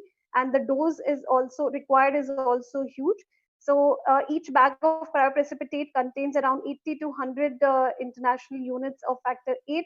And in order to adequately treat any severely bleeding patient, we need almost 2 to 3 bags per 10 kg if that is the only therapy available to us. Also, now regarding platelet transfusion, so the platelet, we know it contains almost 15% of the VWF attached to it. And so in certain refractory patients who may not be responding to other therapies, particularly when they have increased GI blood loss, platelet transfusion can help, particularly in the type 2B patients. And when nothing is available and we are pressed and we have to treat a patient urgently, we can use FFP. Next slide. So to summarize, a woman with von Willebrand disease should have a preconception detailed evaluation with a hematologist and an obstetrician. They should start their pregnancy after being well characterized as to their type, subtype, and the treatment which should be using should be planned. VWF and factor VIII level, if the basal levels are more than 30 units per deciliter, they will typically normalize in these patients by the end of pregnancy. And specific antihemorrhagic prophylaxis is seldom required for such patients. And this I'm talking about the milder type 1 phenotype. Whereas those who have a basal level of less than 20 units per deciliter, they usually will show a lesser increase and specific treatment is required. Next slide. Next slide. They should receive prophylaxis with desmopressin or VWF concentrate before invasive procedures. Their levels should be monitored and should be maintained more than 50 IU per deciliter before delivery and maintain those for 3 to 5 days thereafter. Regional anesthesia may be considered if the levels can be monitored and maintained above 50, and we need to closely monitor these patients for delayed PPH. That's all. Thank you so much for a patient hearing. Thank you so much, Nidhi. That was fantastic. And we understood everything. We now move on to the second last speaker, Dr. Abhishek Dudatra. He's hematologist and bone marrow transplanter from Cure Hematology Clinic in Sterling Hospital, Ahmedabad. And he's going to cover the subject of thrombotic thrombocytopenic purpura in relation to pregnancy. Over to Abhishek.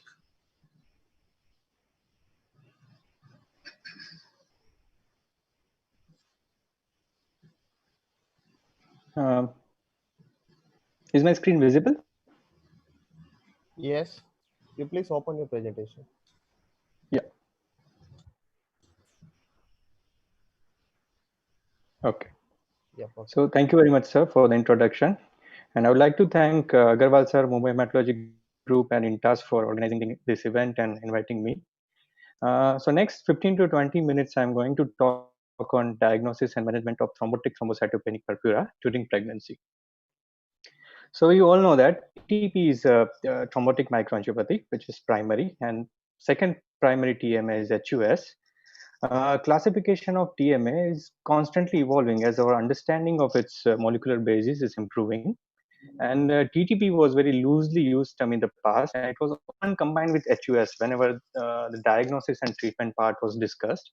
But as now classification has evolved, the term TTP should be restricted when we have a very strong suspicion or documented low activity of ADAMTS13 protein. Now there are certain other conditions and disorders like transplantation, drugs, and even pregnancy, which can trigger manifestations similar to primary TMS. And these diseases are classified as a secondary TMS. And also treatment-wise, in the past, the gold standard treatment for TTP, which is plasma exchange, which was offered to all the TMAs without subclassifying. But now we know that it works only for limited number of subclasses, and TTP is one of them. So the pathophysiology of TTP, all the patients with TTP will be having very low activity of ADAMTS13 protein. And this protein is responsible for cleaving large multimers of von Willebrand factor. And with its low activity, these multimers are not cleaved. And what happens, it will keep on activating platelets, and there will be platelets-rich microthrombi formation. And ultimately, it will give rise to manifestations of TTP. So now, how this ADAMTS13 activity is low, it could be either due to its deficiency, which occurs in congenital TTP, or due to antibodies against it, which occurs in acquired TTP, and that is an autoimmune disorder. So there's a classic pentad of TTP we all are aware about, but I just want to highlight two things here. The renal involvement is always mild in TTP, and if we see moderate to severe renal impairment, we should always consider the diagnosis of hemolytic uremic syndrome, not the TTP. Fever was commonly seen in pre-plasma exchange era.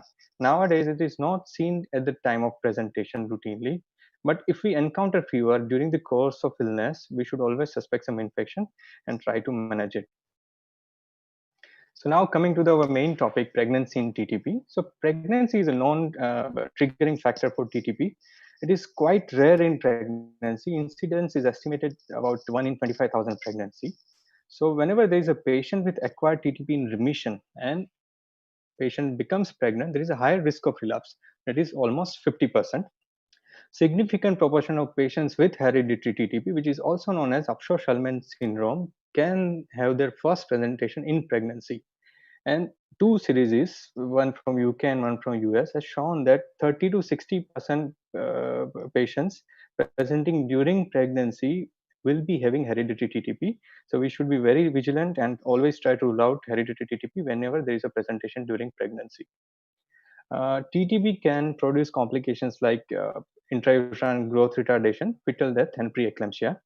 Its presentation is common during second trimester, third trimester, and in postpartum period. However, the worst outcome is not when it presents in second trimester. The mechanisms are not clear, but it might be related to dynamics of blood flow to placenta during second trimester. However, if we diagnose these patients early and promptly initiate the treatment, outcomes are usually successful. So there are certain problems when we have TTP during pregnancy. The first one is there are more differentials to deal with. When patient is pregnant, there are other problems like preeclampsia and health, which can mimic TTP. Second point, dramatic effects on fetus, which we have discussed. And TTP requires specific therapeutic management, which is plasma exchange, and which requires intervention. And sometimes it could be difficult to manage during pregnancy. And the most important point is that clinical course of TTP is not affected by delivery. So for example, we have a patient presenting during the third trimester.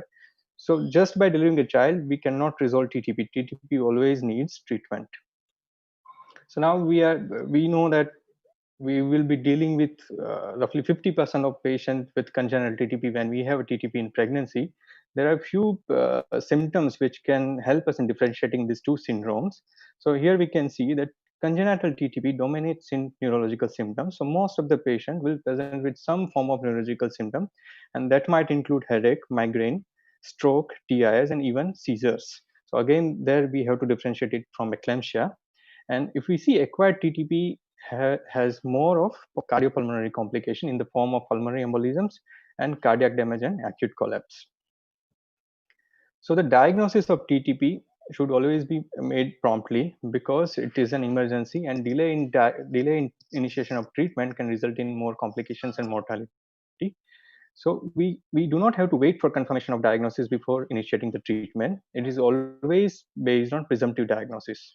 And presumptive diagnosis is based on presence of microangiopathic hemolytic anemia, and it has clinical features of anemia, elevated hemolytic markers, and presence of cystocytes on peripheral blood smear, along with thrombocytopenia. And when you do not have any other obvious cause which can precipitate this, we have a presumptive diagnosis of TTP. Confirmation is always made with ADAMTS13 assay, and when we can document the activity level below 10%. For hereditary TTP, we always need mutation studies for the confirmation, and its turnaround time is roughly 2 to 3 weeks. So we should always send this mutation studies whenever we have a suspected TTP. Now, cystocytes on peripheral blood smear represents the most important clue towards the diagnosis of TTP.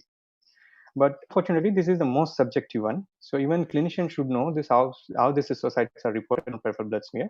So there are few guidelines, and ICSH says that keratocytes, triangle cystocytes are different forms of cystocyte, and microspherocytes, they are almost always present in the patients with TTP, but they are not specific for it.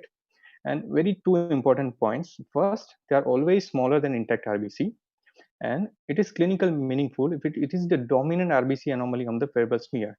So for example, if we see patient smear with 4 to 5 different RBC anomalies, there is a very less likelihood of TTP. And percentage is also important. We need at least more than 1% of cystocytes present on peripheral blood smear when we have calculated at least 1000 RBCs, because its low level of cystocytes can be seen in normal individuals, patients with renal failure, even patients with eclampsia, and patients with prosthetic valves. Now coming to ADAMTS13 activity and inhibitor assay. If we run this assay and if we find the level of less than 10% of normal, then we have a confirmation of the diagnosis. However, low activity, that is between 10 to 60%, can be seen in other disorders like non-specific inflammation. Once we start patient on plasma exchange, these levels will slowly go up. And surprisingly, pregnancy itself can have a lower level of ADAMTS13 activity. That is because physiologically in pregnancy, von Willebrand level will go up, and there will be more consumption of ADAMTS13 activity. So near term pregnant patients can have ADAMTS13 activity near to 50%, but it never goes below 10%, like in TTP. Now, inhibitor screen, it is same as we do in PDT and PDT mixing studies. You just have to mix it with normal plasma. And if ADAMTS13 activity gets corrected, there is a deficiency. And if it does not, there is a inhibitor. So that's how you can have a rough idea that patient is suffering from congenital or acquired TTP. Now, the problem here is this test is not available with any of the commercial lab at present. Only few institutes are doing it. So our management of TTP mostly depends on presumptive diagnosis. Few lab tests are mandatory before initiating plasma exchange. First is CBC. We always see anemia, thrombocytopenia, and cystocytes in patients with TTP. If we see leukopenia, it is not seen in TTP, and we need to consider alternative diagnosis like B12 deficiency or autoimmune cytopenias. Coagulation parameters like PTA, PTT, and fibrinogen are always normal in TTP. If they're abnormal, think of DIC in pregnancy. Direct Kunz test should also be negative. If it is positive, there is a possibility that patient is suffering from Evans syndrome, which is autoimmune hemolytic anemia with thrombocytopenia. LFTs are also always normal unless there is a severe liver damage in TTP. And if you see it is abnormal, think of HELP syndrome in pregnancy. LDH is raised, but it is not as high as we see in megaloblastic anemia. And renal function test, we have discussed that there is always a mild renal impairment in TTP. If it is severe, think of FUS. Other blood tests before flags. Obviously, we need blood grouping before initiating plasma exchange, viruses. And interestingly, troponin T or I is elevated in 50% of acquired TTP patients. This tells us that there is some form of myocardial injury in roughly half of the patient. So when we do not have ADAMTS13 assay with us, there are a few scores available which can accurately predict the lower level of ADAMTS13 activity. And the most popular one is plasmic score, which is based on 7 parameters. Those are platelet count less than 30,000, presence of hemolysis, no active cancer, history of solid organ or stem cell transplantation, MCV less than 90, INR less than 1.5, and creatinine less than 2. So what this score does is it tries to rule out other condition which can mimic TTP. And if your score is from 5 to 7, that is intermediate to high, there is a very possibility that patient is having TTP, and we should initiate plasma action as soon as possible. But remember, this score is not made for pregnant patients. So addition to this score, we should always rule out preeclampsia and HELP syndrome from TTP, and that the parameters which favors preeclampsia and HELP are history of hypertension during pregnancy, hypoalbuminemia, and alteration in liver function tests. So interestingly, if we see here, these patients when treated with plasma exchange, patients with higher plasmic score, they have better outcome and almost 100% survival. So this tells us that the higher the plasmic score, there is a more probability of that TMA is TTP, and TTP has the best diagnosis among all the TMAs when treated with plasma exchange. So now coming to the therapy part of TTP. So the gold standard treatment for TTP is a plasma exchange, and it works in 2 ways. So first, with plasmapheresis, patient's plasma is removed. So antibodies against ADAMTS13 proteins are removed. And at the same time, you are replacing patient with normal plasma. So lower activity of ADAMTS13 can also be replenished. For patients with congenital TTP, they do not require plasma exchange. Just plasma infusion is enough as a treatment. And acquired TTP is an autoimmune disorder. So always there is a role of immunosuppressants. And most commonly used ones are rituximab and glucocorticoids. There is a new molecule called caplacizumab. It is in the pipeline, and it acts by inhibiting the binding site of ADAMTS13 protein to 1 Willebrand factor. It has not been tested yet in pregnancy, but trials are going on in non-pregnant patients. So plasma exchange, there are a few guidelines. This is a BSH guideline. It should be initiated as soon as possible, preferably within 4 to 8 hours once we have a presumptive diagnosis of TTP. The volume of plasma needs to be exchanged daily is 1.5 volume, and it should be continued for minimum 2 days after we have achieved the complete response. So complete response is defined as a platelet count more than 1.5 lakhs.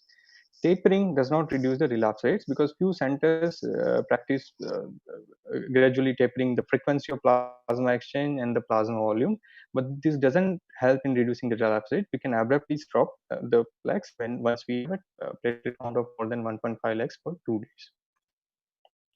Now the replacement product, all the recommendations says we should use 100% plasma for whatever volume we have removed through plasmapheresis. However, there are other products like cryosupernatant, which has very low level of 1 Willebrand factor and fibrinogen, and which are considered fuel for TTP. So theoretically, it is a better replacement product, but two RCTs have shown no difference from FFP.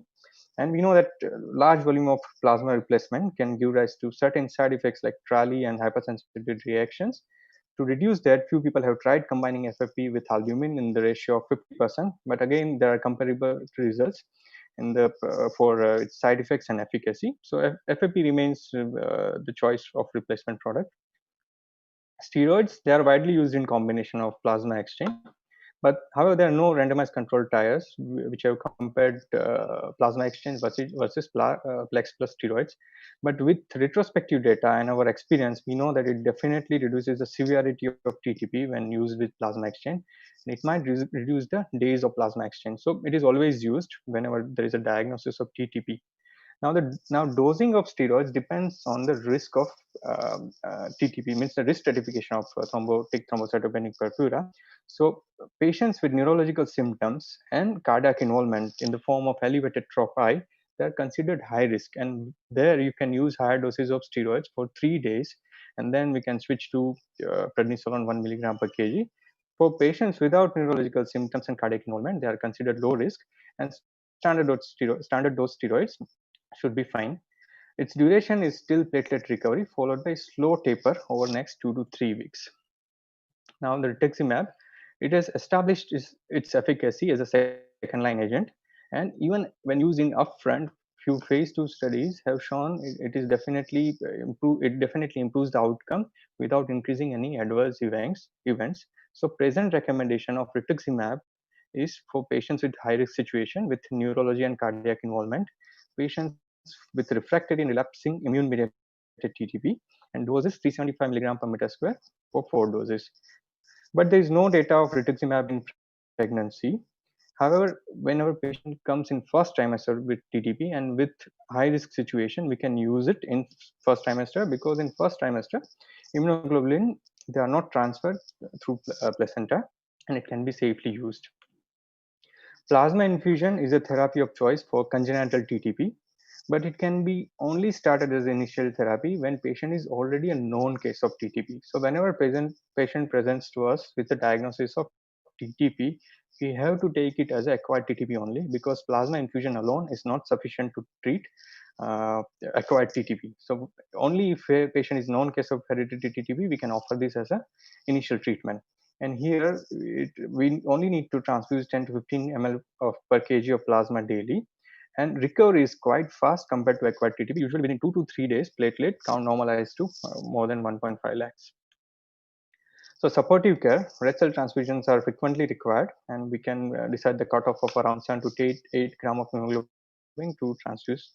Folate supplementation should be continued throughout the pregnancy. Platelet transfusion is contraindicated in TTP because it might complicate the course. But however, if there is a life-threatening bleeding, we should not withhold. It should be given. TTP is a thrombotic disorder, and patient definitely has high risk of thrombotic complications during the course of illness. So LMWH, the prophylactic dose can be started once platelet count is more than 50,000.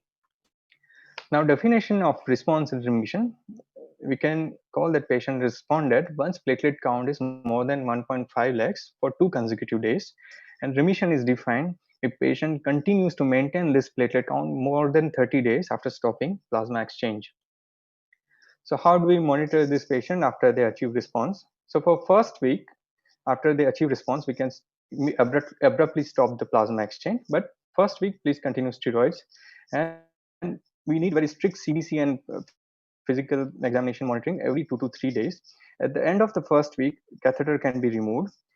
For the first month following first week, we can gradually taper steroids, And CBC frequency, we can monitor every once a week. And if ADAMTS13 activity assay is available, we can also monitor that once a week. And patient can resume her daily activities after first month. So for subsequent pregnancy, we know that there is a definitely increased risk of recurrence of TTP. So for congenital TTP, there is a clear-cut guideline that once patient becomes pregnant in subsequent pregnancy, plasma should be infused every 2 weeks at the dose of 15 to 20 ml per kg. And it should be continued throughout the pregnancy and 6 weeks postpartum. During this also, we need to strictly monitor CBC and ADAMTS13 activity. And dose of plasma can be increased if we see drop in platelet count or drop in ADAMTS13 activity. For acquired TTP, very limited data is available, and we really don't know how to manage subsequent pregnancies. But few people have tried giving rituximab before the next pregnancy in expectation to reduce the antibody titer. And few centers have strictly monitored ADAMTS13 activity, and whenever it drops, they have started elective plasma exchange. But for us, what we can do is we can strictly monitor symptoms and blood counts. And whenever we see earliest sign of TTP, we can initiate plasma exchange. To summarize, prompt diagnosis and treatment can result in successful pregnancy. Always rule out hereditary TTP, and prophylactic plasma infusion for congenital TTP and strict monitoring with early plasma exchange for acquired TTP must be offered during subsequent pregnancies. With this, I end my talk. Thank you very much. Thank you so much, Dr. Abhishek. We learned TTP extensively. Before we go to the last speaker, I have a few announcements to make.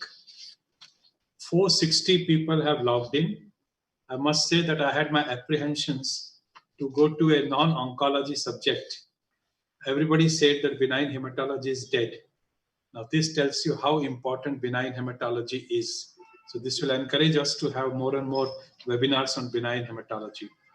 We've got about 30 participants across this part of the world. We've got people from Sri Lanka, Nepal, Bangladesh, Myanmar, and even Kenya logged in. So fantastic. I request them to inform their colleagues also. They're all most welcome to get logged in. Lastly, I see almost 36 questions in the question box. Now that should be a job for about an hour to answer 36 questions. And the service provider is going to put us off after the required time. So what we have planned is that Satya Ranjan is going to choose one question per faculty, depending upon his talk. There are a lot of questions which are general type, which are not related to the subject of the day. So today we will answer just one question for each faculty. And I promise you that within 1 week, our faculty will collect the questions, prepare proper replies, and those replies will be emailed to all these 460 participants. And this will be before next Sunday. We'll do that. I'm sure that my faculty will do this little bit of homework, writing down the answers, and we'll put them together and send it to you. So now we go to the last speaker. And Rajan, I assure you, your time is not curtailed. Please give the full talk. So Colonel Dr. Rajan Kapoor. He is Professor, Department of Medicine, Consultant Hematologist, Command Hospital, Eastern Command, Kolkata, and his subject is Essential Thrombocythemia. Over to Rajan. A very good afternoon to everyone. Am I audible? Yes. Okay. So first of all, it's raining in Kolkata too. So I would like to thank Professor Agarwal, teacher of all teachers, for arranging these academic feasts week after week. I mean, I'm amazed by your enthusiasm and dedication. And special thanks to Kalpesh for organizing this webinar. It's fantastic. It's been so nice. So, can I have my slides or shall I share my screen?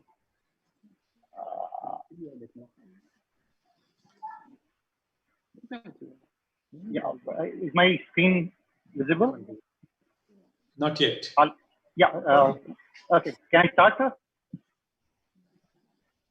Hello. You want Kalpesh to start the screen? Yeah. Is my or can I show it on? I'm trying to share my slide. Okay, you try. If you fail, then Kalpesh will do it. Yeah, I'll request then Kalpesh to do that because if my slides are not. Kalpesh, please go ahead. Yeah, now we can see the slide. Yeah. Yeah, sure. So this is actually a pre-lunch talk, the last one, which is dealing about not that common complication which we encounter during pregnancy. Next slide. So I'll start with a case which we as a hematologist encounter. A 28-year-old woman with a JAK2 positive essential thrombocythemia was referred to your clinic to discuss the potential benefit of low molecular weight heparin prophylaxis during a future pregnancy to prevent a DVT.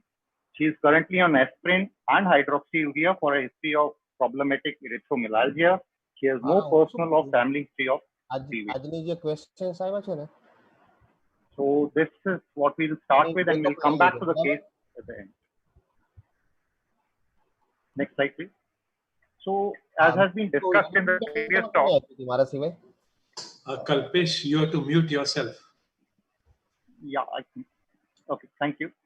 So as the previous speakers have already talked, physiologically there is the platelets found do go down during the pregnancy.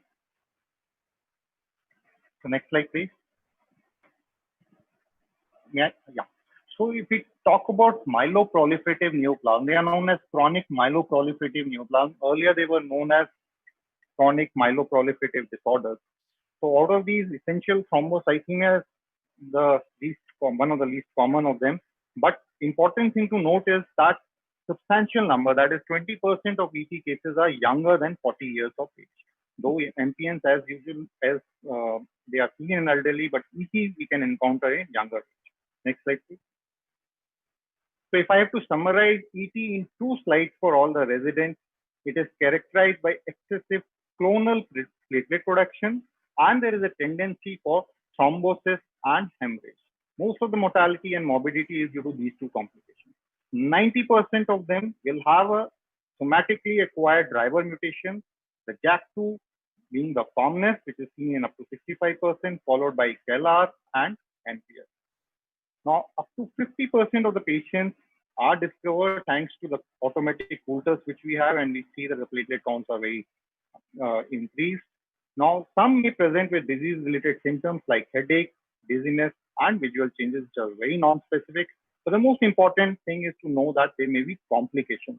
Most important of them is thrombosis, which we expect due to the increased platelet count. There might be paradoxical bleeding or a first trimester fetal loss. The next slide, please. Okay, so as hematologists, we all deal with a diagnostic criteria. So WHO has got diagnostic criteria for ET also, which are fairly simple and straightforward. Most important is a platelet count persistently more than 4.5 lakhs. Bone marrow biopsy. The major aim of bone marrow biopsy is to rule out any other diagnosis. Should understand ET is a diagnosis of exclusion. So there should be no criteria for CML, polycythemia vera, myelofibrosis, NDS, or other myeloid neoplasm. And we should do a mutational panel, which includes JAK2, KLR, or NPS. The most important thing which I have marked in a red is a minor criteria. If there is a clonal marker or absence of evidence for reactive thrombocytosis. May I have next slide, please? Yeah. For the residents, it's very important to know that reactive thrombocytosis is much more common than a myeloproliferative neoplasm. So in any patient, whether pregnant or non-pregnant, whenever we encounter a very high platelet counts, we should rule out all these causes. The important ones I have highlighted, try to highlight with the arrow, mainly the acute blood loss, iron deficiency anemia. When we treat vitamin B12 deficiency, there may be a reborn thrombocytosis, metastatic cancers, rheumatologic disorders, post-surgical, especially post-splenectomy, chronic infections, and medications like glucocorticoids or thrombopoietin receptor agonists.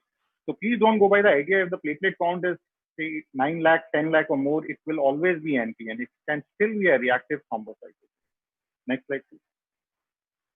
So coming back to pregnancy, so what is the prevalence of myeloproliferative neoplasm? So this was published in a British Journal of Hematology. They analyzed the data between 2010 to 12. There were 58 patients. Out of this, 81% was ET. So likely so because ET is seen in a younger patient. Next slide. So if we have to summarize the pathophysiology of ET and pregnancy, pregnancy per se is supposed to be in a hypercoagulable state. Now, what happens if a person of ET becomes pregnant? Now, a study has shown if there is a JAK2 mutation which is positive in ET, which is seen in up to 65% of cases, the platelets become hyper-responsive. There may be an altered expression of a CMPL signal, which can lead to thrombopoietin-induced platelet priming. So this is very important. Pregnancy per se is hypercoagulant. On top of ET, it will increase the coagulability. So their effects are on two. One is on the fetus, which can lead to placental thrombosis, growth retardation, or a fetal loss. In mother, it predisposes to DVT and pulmonary embolism. So two kinds of scenarios which we can encounter. First time of diagnosis of ET is made when it is pregnant, which is very rare, around 5% of cases. More likely, we are going to encounter patients of ET who become pregnant. So this is what I'm going to talk about. So generally, they say the median time from diagnosis of ET to pregnancy is 3 years in various studies. Next slide, please.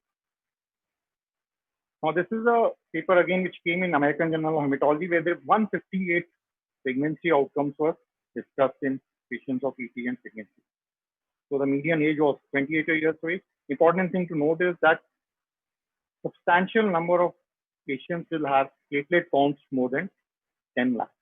Now, I'll come back to this figure again because this is important when we decide what treatment we have to give.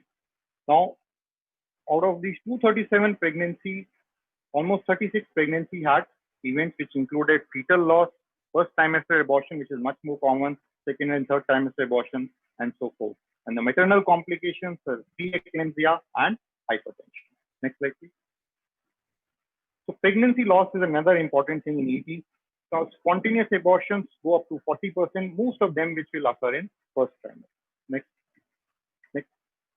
So if we come to the pregnancy complications, other than the fetal loss, the maternal complications which are common are the preeclampsia and hypertension. So all of us should be prepared for this high-risk pregnancy. Next. So as always, mother will always be concerned more than herself what is going to happen to the baby or the fetus. The most important thing, ET is a known cause of first trimester abortions. The figure ranges from 17 to 33%. Various studies which I've mentioned have given the figure ranging around 30 to 33%. Next slide. So important for the mother is if ET patient during pregnancy has any of the pregnancy-related complications, the rate of future thrombosis goes very high. If you see the figure which I've underlined with the red, the hazard ratio is 7.86. So you can see the P, there are so many zeros. So it's highly significant. So it's a one way of risk stratification. If an ET patient had a pregnancy complication, future rate of thrombosis is very, very high and we have to be very cautious. Next slide, please. So if you have to see the risk factors which are predicting thrombosis, if we see this paper by Randy ML et al. Now, the previous miscarriage is very significant. Others are age and cardiovascular risk factors. JAK2 mutation in the study did not achieve a significant level. So most important is previous miscarriage. Next slide, please. Now, we all know this. If the presence of JAK2 in ET, the thrombosis chances are very high. So even if you do not do CALR or MPL because they do not have any substantial value in deciding whether the person will have thrombosis, JAK2 is the one which we have to test for. Next slide. So there's another paper by Pathophysiology et al. In Blood 2007. Here, there are odds ratio. If you see, the JAK2 was the one which was important. So we have got two groups of papers which say that JAK2 is important in thrombosis. Others say that it's not. But more or less, the consensus is we should do JAK2 mutation status in all cases of ET because it decides on whether there is a future risk of thrombosis. Next slide. So we come back to our case. So this was a 28-year-old lady who had come to us. We knew that ET. They want to know whether she should be on an LMWH or not. Next slide, please. So when we decide on therapy or management of ET during pregnancy, we have to balance between these goals. On one side, we have fetus. Whatever we give, we have to be an extra cautious that we have to avoid any harm to the fetus. While for the mother, it's minimizing the symptoms. As we said, that ET can have burning erythromelalgia, that is redness, burning sensation of hand and feet. It may be itching is a little uncommon, but there may be headache. and we have to reduce complications like DVT and pulmonary embolism. Next slide, please. So we have to do a decision making. This is a beautiful systematic review which came in blood. So we have to look for other risk factors like thrombosis and bleeding propensity. Next. So first and foremost, we do a risk stratification. So this is a risk stratification which most of us are aware of. There is a revised WHO sponsored essential thrombocythemia score called as ITSEC score, which decides on age and presence of thrombosis. Next. So if we have to do risk stratification during pregnancy, we have to do high risk pregnancy is known if there is a previous major thrombotic or bleeding complication at any time. In previous pregnancies, if they've had an abortion more than 3 in first trimester, more than 1 in second or third, or there is a history of IUGR, preeclampsia, any one of the following will call it as high risk pregnancy, or if the platelet counts are more than 15 lakhs. Next slide. So we come back whether we give LMWH prophylaxis or not. Normally in pregnancy, it is said if there is a risk of VTE during pregnancy or in postpartum period more than 3%, we should use LMWH. Less than 3%, LMWH generally is not indicated because risk of bleeding outweigh the potential benefit. Next. So if we see this meta-analysis and if we focus on this antepartum period and the postpartum period.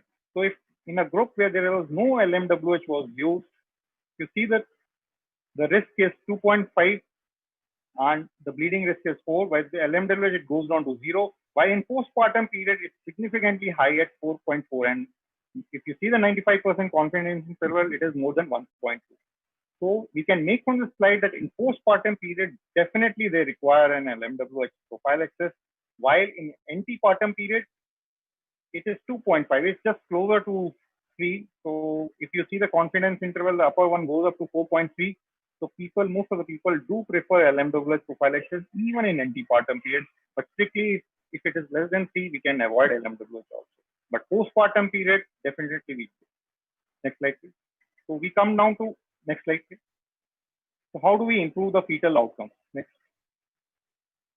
So main issue of concern is fetotoxicity, risk of miscarriage, and thromboembolic and other maternal complications. Next. So this is again a meta-analysis which came in JAMA,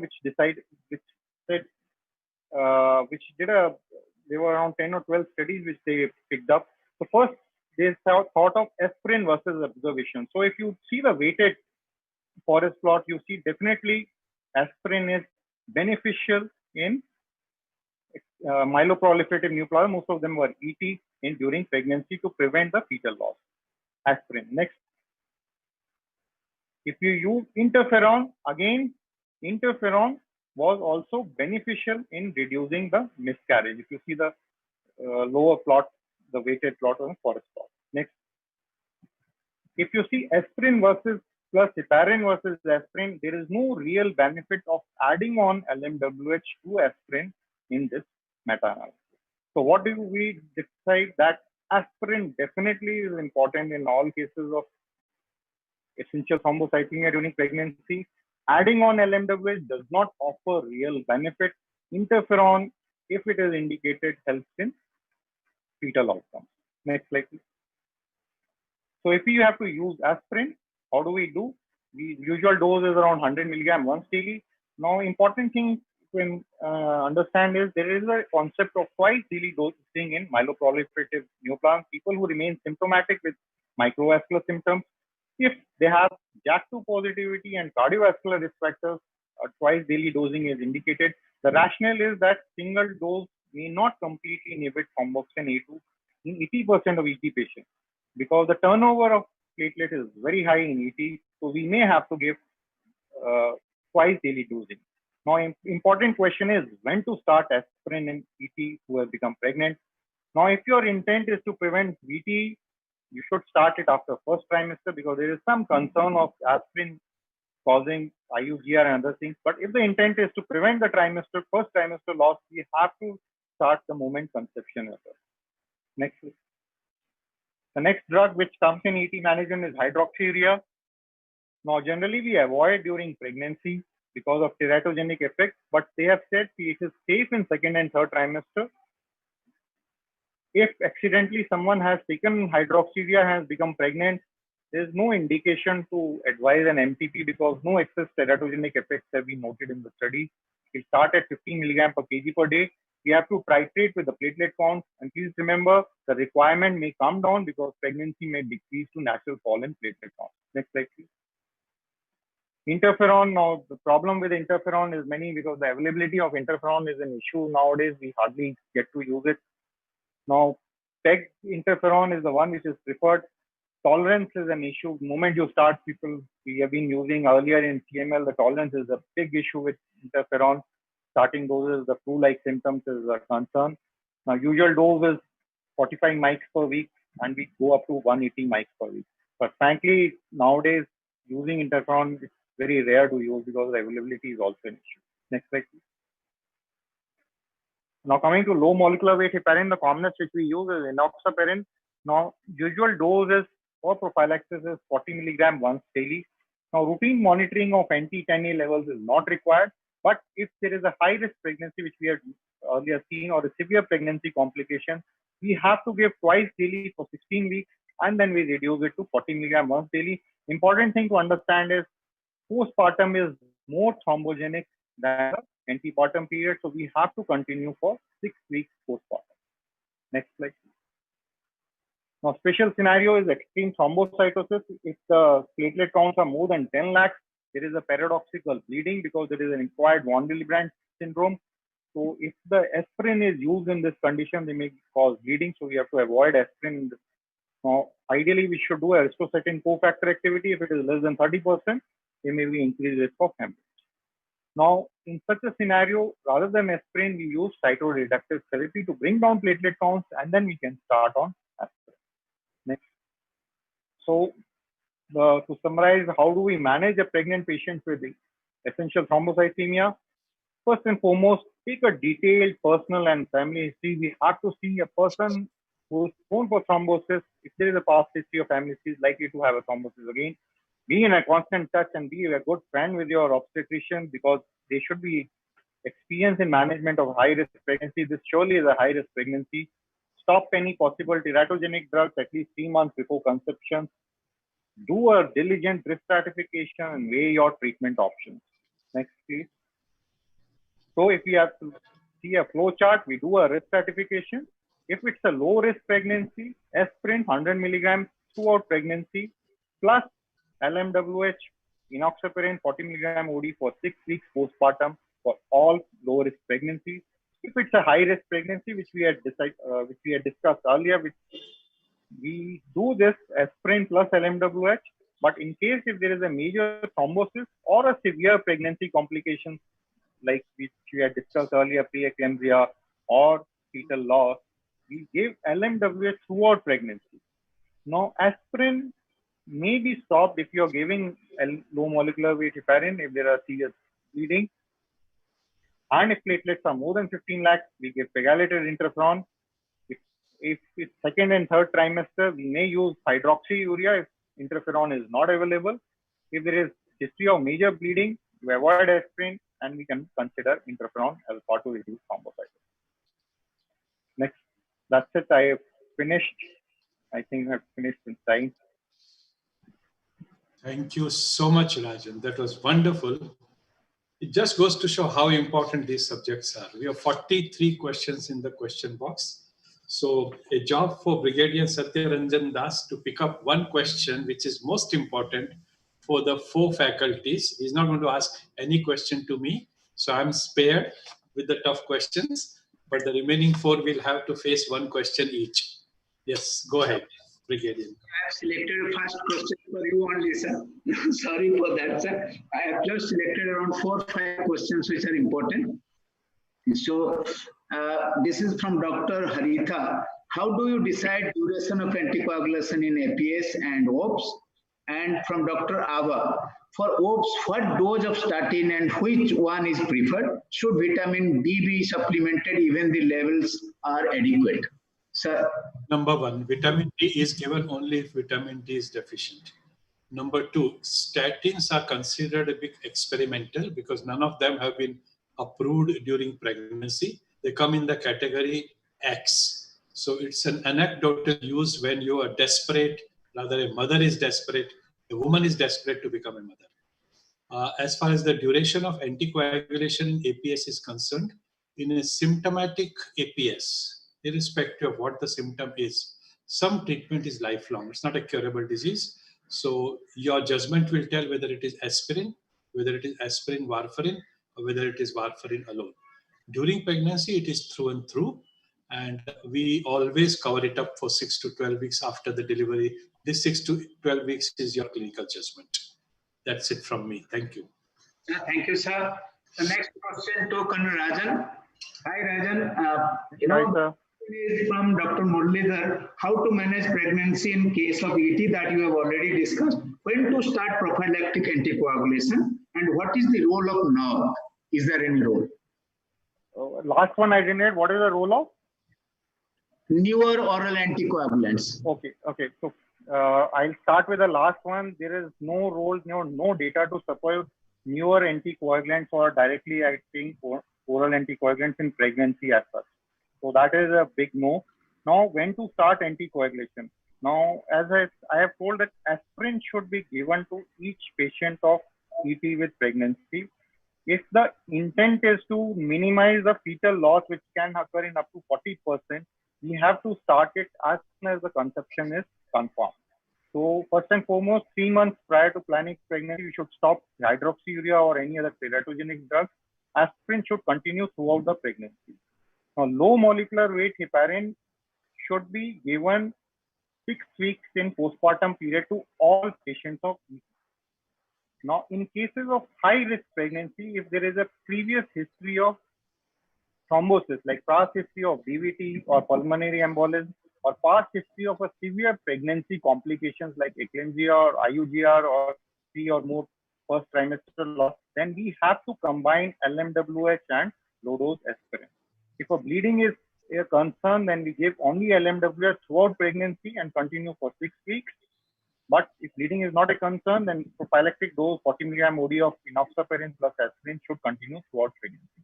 But take-home message is aspirin for everyone, LMWH in selected ones, postpartum period, LMWH for all. Thank you, Rajan. Next, again from Dr. Muralidhar, and in a case of hereditary TTP, how common one can acquire antibodies against ADAM13? This is for Dr. Abhishek. Hello, sir. So, if I understood the question correctly, the question is how often patient will develop inhibitor against ADAMTS13 as it's seen in hemophilia. Yes. Yeah, okay. So it's a good question, but unfortunately, I do not have the answer. I've seen few papers for congenital TTP in pregnant, non-pregnant women, but none of them have mentioned occurrence of any similar antibodies. But definitely, I'll look into it and I'll email back the answer. This question from Dr. Harita for Dr. Nidhi. How to treat qualitative defect in von Willebrand disease in pregnancy?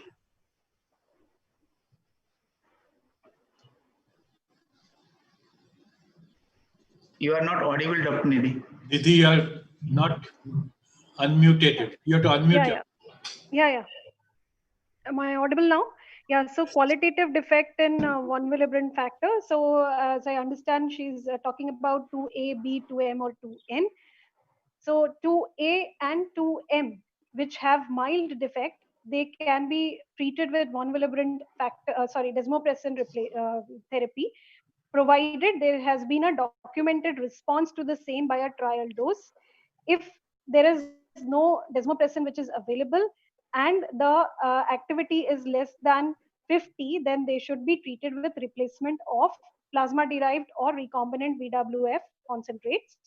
Talking about type 2N is very similar to the hemophilia because here there is a binding defect and there is decrease in factor 8, and they should be treated with factor 8 supplementation. Type 2B, which has got thrombocytopenia, and in this basically again we need replacement therapy. I have already mentioned this in my slides that Type 2A and M, they can be tried desmopressin, but not responsive, then replacement. Type 2B and type 2N, replacement with BWF and factor VIII concentrate. Thank you. Thank you.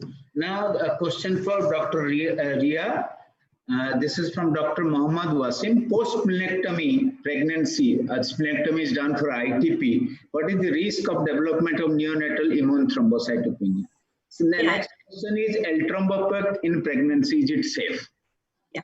So replying to the first question, splenectomy or the level of the platelet count has no relation to the development of neonatal thrombocytopenia. It will develop irrespective of whether the mother has been splenectomized or not. It will develop irrespective of the level of the platelet count. So splenectomy is not protective. Replying to the second question, like I mentioned in my presentation, L-thrombopag and romiplastin for short periods of time, maybe 7 to 14 days, have been found to be safe in pregnancy. There is no extensive data, neither is it FDA approved, but off-label we can use it for short periods of time. Thank you. Thank you very much. Sir, dear friends, there are a lot of questions. As MB sir has already told that these questions will be answered in due course by the faculty by email. So I would like to stop here. We have already reached, I think, already 2 o'clock. Sir, thank you very much, sir. Thank you. Thanks to everybody. And I hand over the platform to Mr. Manoj Kumar from INTAS for the vote of thanks. I think it was one of the best meeting on pregnancy and hematology disorders, sir. Today, you always pull the best ones together.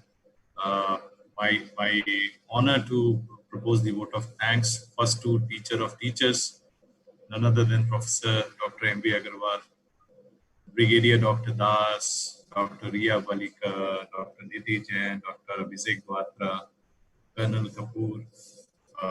All of you were wonderful, and I'm sure all the 460 delegates, 420 plus from India and 40 plus from international countries like Dhaka, Colombo, Yangon, Kuala Lumpur, Kathmandu, and even Nairobi would have stood enlightened. Thank you, and have a very happy Sunday. Thank you, Manoj. Thanks to Mice Ideas. And with that, have a wonderful lunch with your family, and see you on Saturday evening, 5 o'clock, for the Australian AML speaker, Dr. Andrew. Thank you.